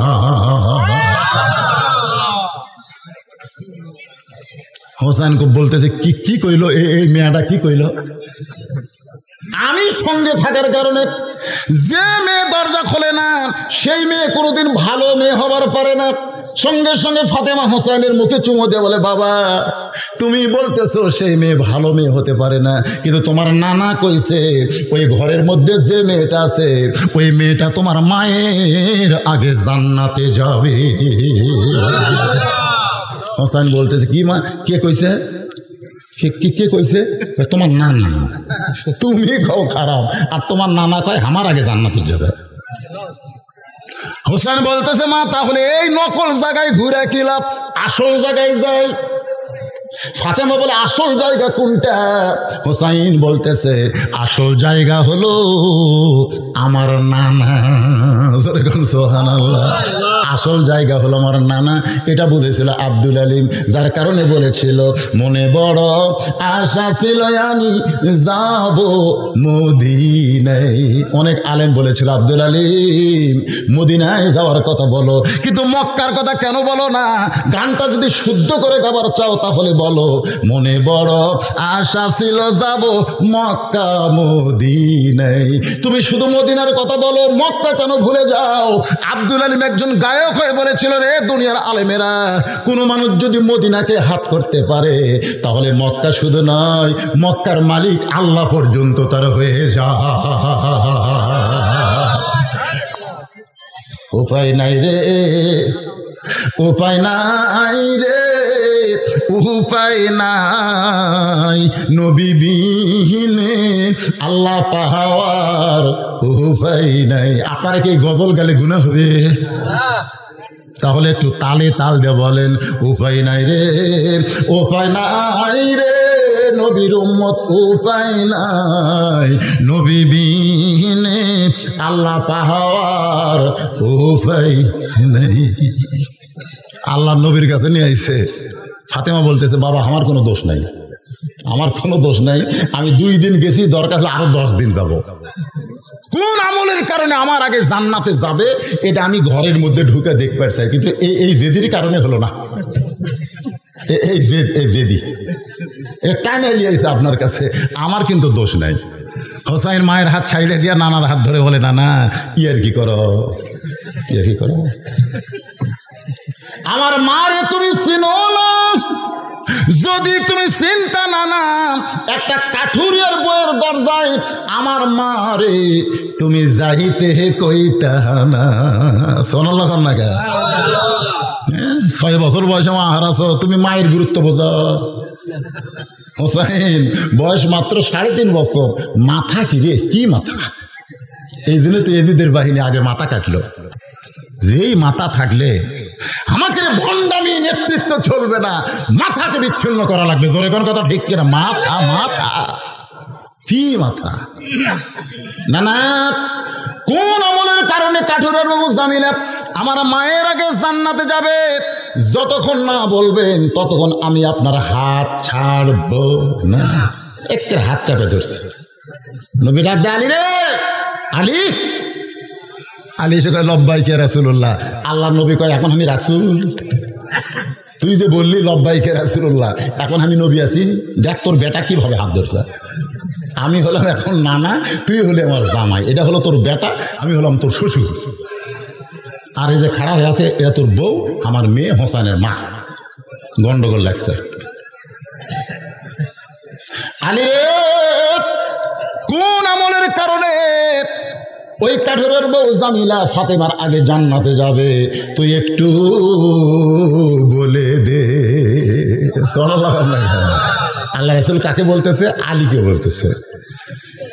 আলী বলতেছে, হোসেন ভালোই করছে। কে আগে জান্নাতে যাবে, কে পরে যাবে, এটা বলার কি দরকার? এটা পুরুষ মানুষকে আপনি বলেন আবু বকর 1 নম্বর, উমর 2 নম্বর, ওসমান 3 নম্বর, আলী 4 নম্বর, একটা মরদের মন খারাপ হবে না, কারণ পুরুষ মানুষ খেলে জানে জান্নাত তালি হলো। জোরে কোন কথা ঠিক কিনা? কিন্তু মেয়ে মানুষকে এই কথা কেন কইছেন? কারণ মেয়ে মানুষের হিংসা বেশি। একজন মেয়ে মানুষ প্রধানমন্ত্রী হলে আর একটা মরিয়া গেল, আর বিদেশের ডাক্তারও দেখতে দিবি না। জোরে কোন কথা ঠিক? তুই পথে আমার কি হিংসা রে ভাই! উই কি আর জীবনে ক্ষমতা থাকতে পারবি?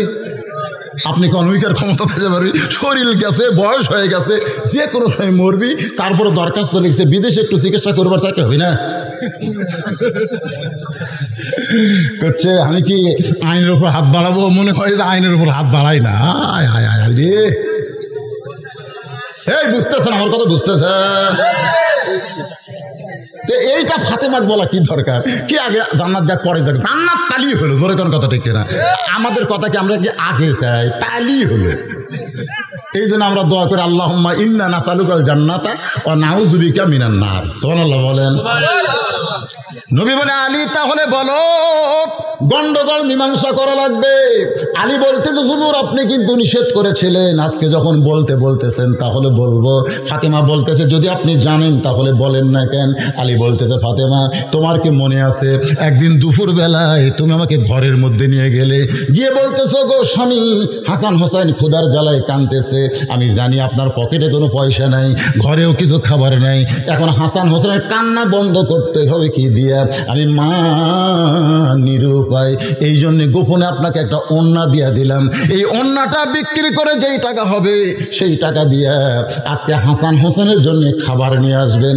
আলী বলে, ফাতেমা তোমার ওন্নাটা সঙ্গে সঙ্গে আমি জামার পকেটের মধ্যে ঢুকাইলাম, জামার পকেটে নিয়ে বাজার ওন্না বিক্রি করতে যাব, কিন্তু আমার বিবেক বলে, আলী ওন্না বের করে যদি বিক্রি করতে চাও আর বাজারের লোকেরা যদি খরিদ্দার হয়ে বলে ওন্না কার, তুমি যদি বলো ওন্না আমার বউ ফাতেমার, তখন খরিদ্দার মনে মনে চিন্তা করবে, স্বামী যখন বইয়ের জিনিস বেচা খায়, এই স্বামী হলো দুর্বল স্বামী। ধরে কোন কি স্বামী?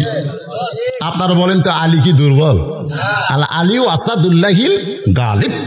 আলী হচ্ছে দিন গালিবের ব্যাপারে আল্লাহর সিংহ। ধরে কোন সুবহানাল্লাহ। পকেট থেকে যখন ওন্না বের করতে যাবি তখন খরিদ্দার বলবে, আলী ভাই এটা কার ওন্না?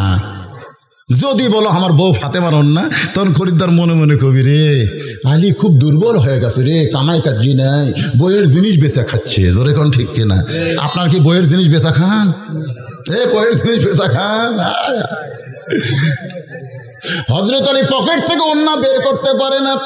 ফাতেমা তোমার ওন্না নিয়ে বাজারের মধ্যে ঘুরতেছি, কিন্তু বের করে বিক্রি করার সাহস যখন হারায় ফেললাম, এমন সময় এক খরিদ্দার এসে আমাকে সালাম দে, বলে আলী ভাই আমার মনে হয় আপনি কিছু বিক্রি করবেন।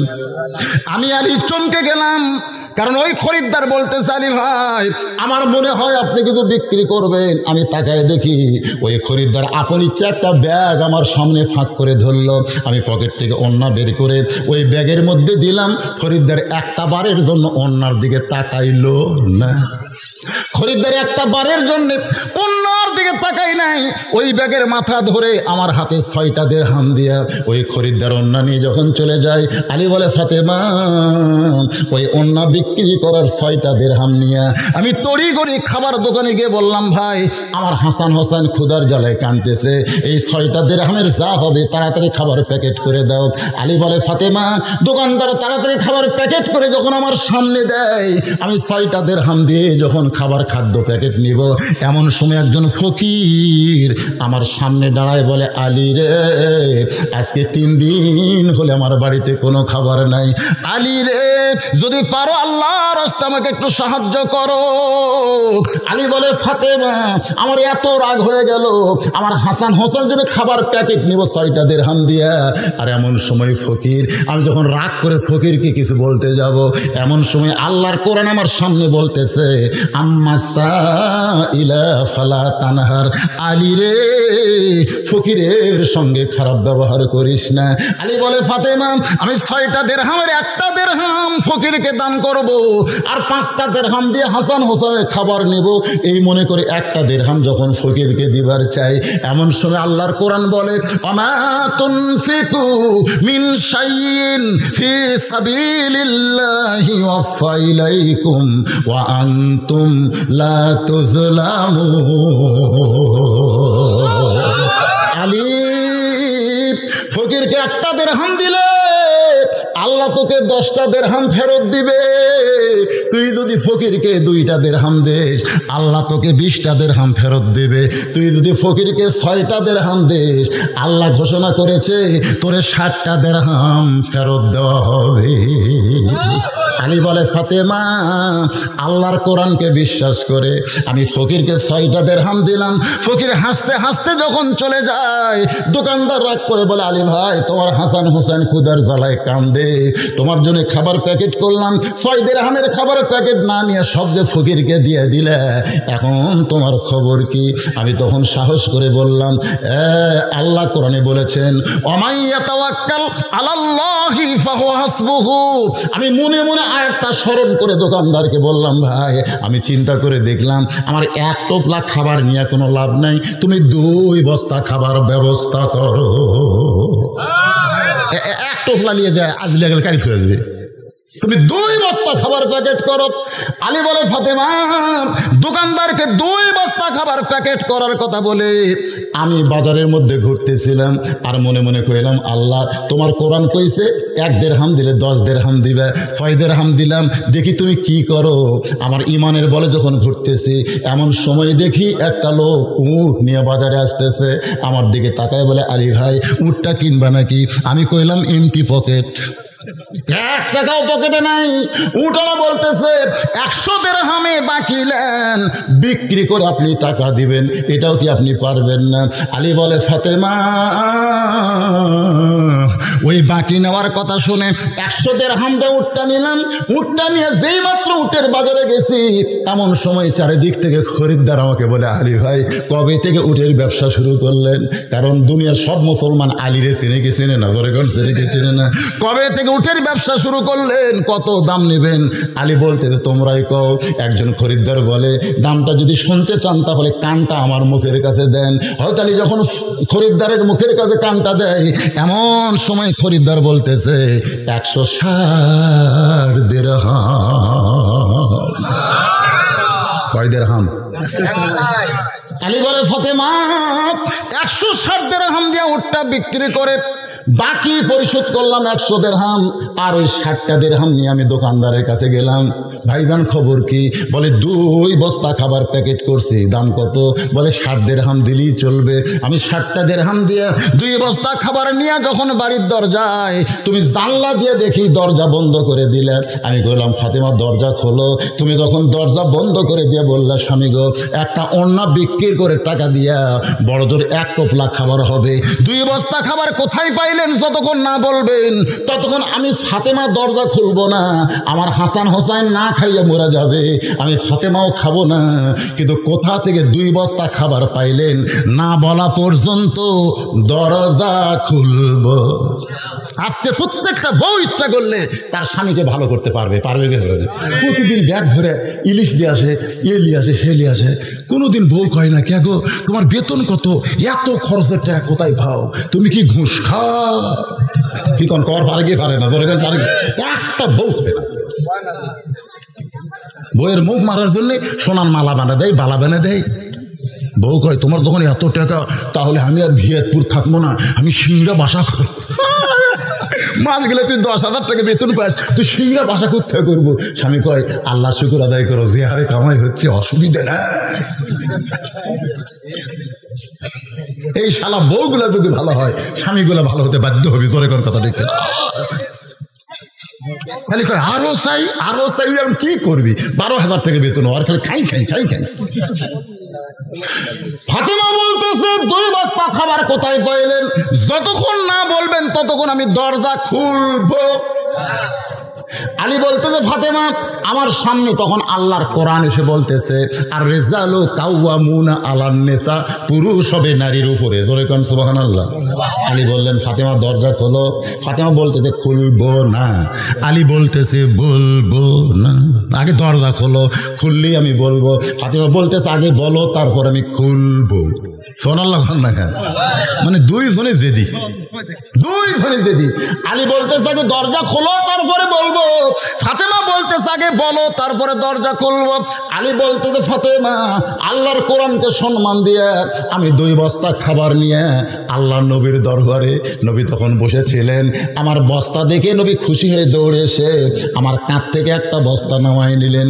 আমি বললাম নবী আপনি কত ভালো বাবা, আর আপনার মেয়ে এত খারাপ কেন? আপনি বস্তা দেখার সঙ্গে সঙ্গে বসা মানুষ উঠে এসে কাঁধ থেকে নামাই নিলেন, আর আপনার মেয়ে এখন পর্যন্ত দরজা খুলল না। আল্লাহ নবী বলে আলী রে ফাতেমা যদি দরজা খুলতো তাহলে তুই কি আমার কাছে আসতি? বলে তা অবশ্য আসতাম না। তাহলে যদি না আসতি তাহলে আসল খবর জানবি কেমনি? আলী বলে ইয়া রাসূলুল্লাহ আসল খবর কি? রাসূল বলে আলী রে যে খরিদ্দার তোমার কাছ থেকে ওড়না কিনেছে সেই খরিদ্দারকে তুমি চেনো? আলী যেই ফকির তোমার কাছ থেকে ভিক্ষা নিয়েছে সেই ফকিরকে তুমি জানো? যে উটলা তোমার কাছে উট বিক্রি করলো আবার খরিদ্দার হয়ে কে কিনলো এ বিষয় কি তোমার জানা আছে? আলী বলতেছেন আল্লাহর নবী, আল্লাহ এবং নবী ভালো জানে। কি হয়েছে? খাতা কলম কি হলো বাবা? খাতা কলম লে বলছে মানে আলী আকবর ভাই যে কাম করবার চাইছিল সেটা আমার করা লাগবে।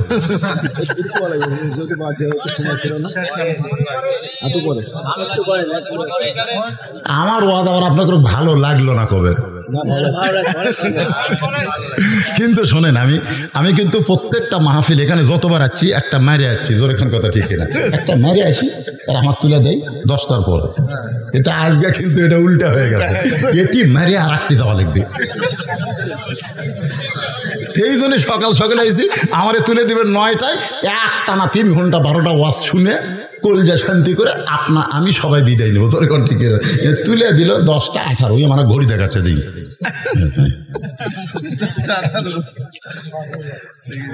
এখন আমি তো ওয়াজ করবো না, ওয়াজ কমপ্লিট করবো ইনশাল্লাহ। কিন্তু এখানে একটা কথা যেটা হলো আলী বিশ্বাস করেছে 1 দিলে 10 পাওয়া যায়।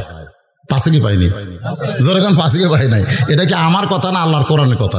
আমি এ পর্যন্ত যত কথা বলেছি প্রত্যেক কথার পিছনে আল্লাহর কোরআন আছে না নাই? যেরকম আছে না আল্লাহর কোরআন দিয়ে বলেছি। তো তাহলে আলী যদি বিশ্বাস করে গিয়ে যদি ফকিরকে 6 দিরহাম দিয়ে 60 দিরহাম পায়, তাহলে আপনারা কারা কারা এই কোরআনকে বিশ্বাস করছেন? আল্লাহকে একটু হাত দেখেন তো দেখি দেখি। লিল্লাহি তাকবীর, হাত নাও। এখন আপনাদের পকেটে যদি 100 থাকে, আপনারা আগামীকালে 1000 পাবেন। যদি 1000 থাকে, আগামীকাল 10 গুণ 10,000 পাবেন। হয়তো বলবেন হুজুর সত্যিটাই, সত্যি বিশ্বাস করেন। আগামীকাল আপনার একটা অ্যাক্সিডেন্ট আসছিল, সেই অ্যাক্সিডেন্ট আল্লাহ তুলে নিয়েছে। আর অ্যাক্সিডেন্ট হওয়ার দরকার নাই, ওই অ্যাক্সিডেন্ট হয়তো 20,000 টাকা নষ্ট হবে, শরীরের ক্ষতি হবে। যা অ্যাক্সিডেন্ট মাফ করে দিলাম। আর সদকাতে তার দুল বালা, দান সদকা করলে বালা মুসিবত দূর হয়ে যায়। এই বিশ্বাস করে যার পকেটে 500 টাকা আছে, আপনি আগামীকাল 10 গুণ বেশি হলে কত পাবেন? কথা হয় না। তাহলে যার 1000 টাকা আছে 10 গুণ 10,000। আল্লাহর বান্দারা কোরআনকে বিশ্বাস করে মাত্র 10টা মিনিট পিছন দিক থেকে ওঠা শুরু হয়েছে। আল্লাহ তোমার কোরআনের কথা বিশ্বাস না করে আদায় করার সঙ্গে অন্যদিকে যদি যাবার চায়, মরার 2 বছর আগে ওদের প্যারালাইসিস হওয়া দরকার। জোরে কোন ঠিক কিনা?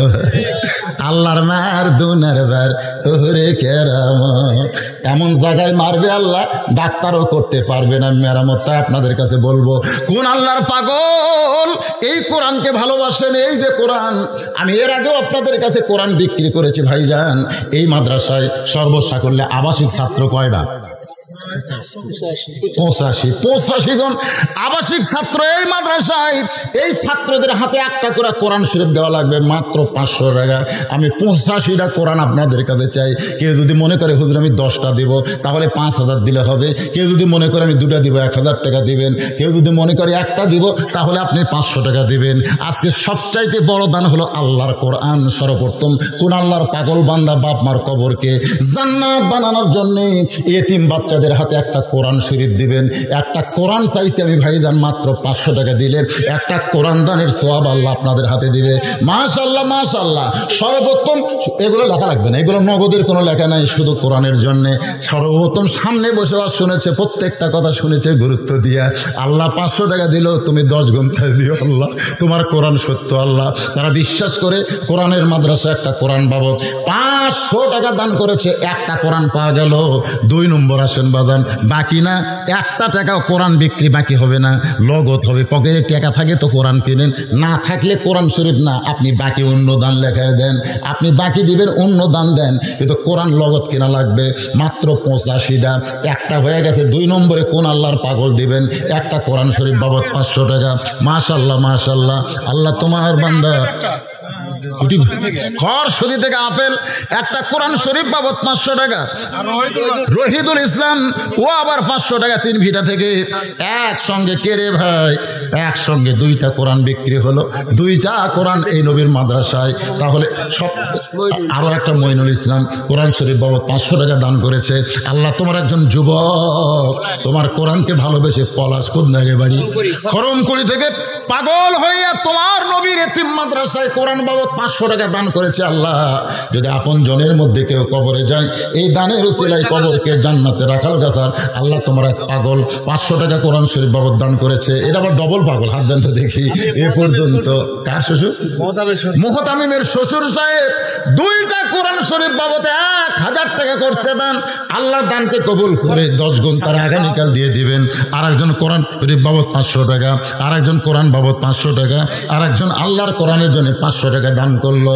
আল্লাহ দানকে কবুল করেন। ভাইজান মাত্র 87টা কোরআন শরীফ। ভাই এত হাজার হাজার মানুষের মধ্যে আমার মায়েরা তো পাগল, কিন্তু মায়েদের কাছে আদায় করতে যাবে কে?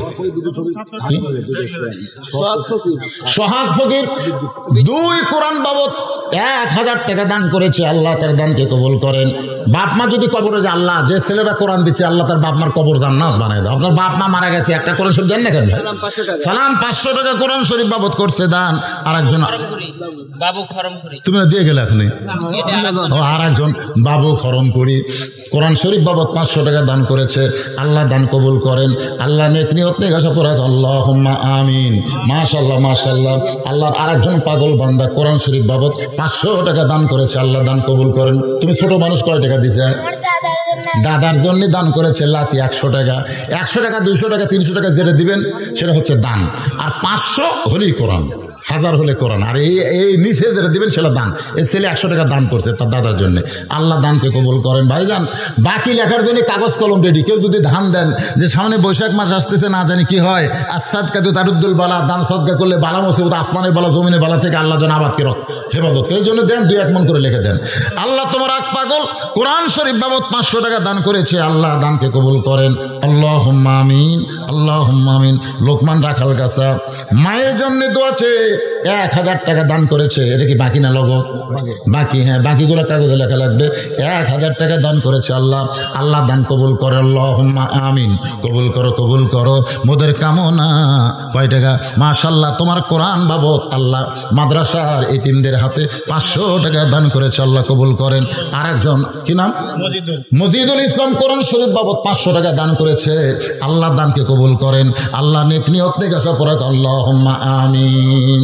এ দুনিয়া রবে না কো চিরকাল, একদিন ভাঙবে রে বাজার। হ্যাঁ 100 টাকা 200 টাকা যেটা দিবেন এটা দানের মধ্যে থাকবে, আল্লাহ কবুল করেন। কে ট্রেজার যারা বসে আছে এরা কোরআন শরীফ কেউ দেয় না রে। হ্যাঁ 100 টাকা এটা কত কিনছেন? আম্মা দিছে। আচ্ছা, আর এটা আমার জন্য 500 টাকা কোরআন বাবদ দান করেছে। মায়ের জন্য একটা জলজান্ত কোরআন 100 টাকা। আল্লাহ ছোট্ট বাচ্চা 100 টাকা দান করছে, আল্লাহ কবুল করেন। এই মাদ্রাসার তালবেলে বোঝে না, এই তোমরা ব্যাগলে নাম্বার কোয়া লাগে কেন? তোমরা ভিতর নাম্বার না বলা লাগবে না বাজান, ভিতরে নামো, ভিতরে নামো। 10, 20, 50, 100 যে যা পারবেন সবাই দান করবেন, কেউ মাহরুম হবেন না।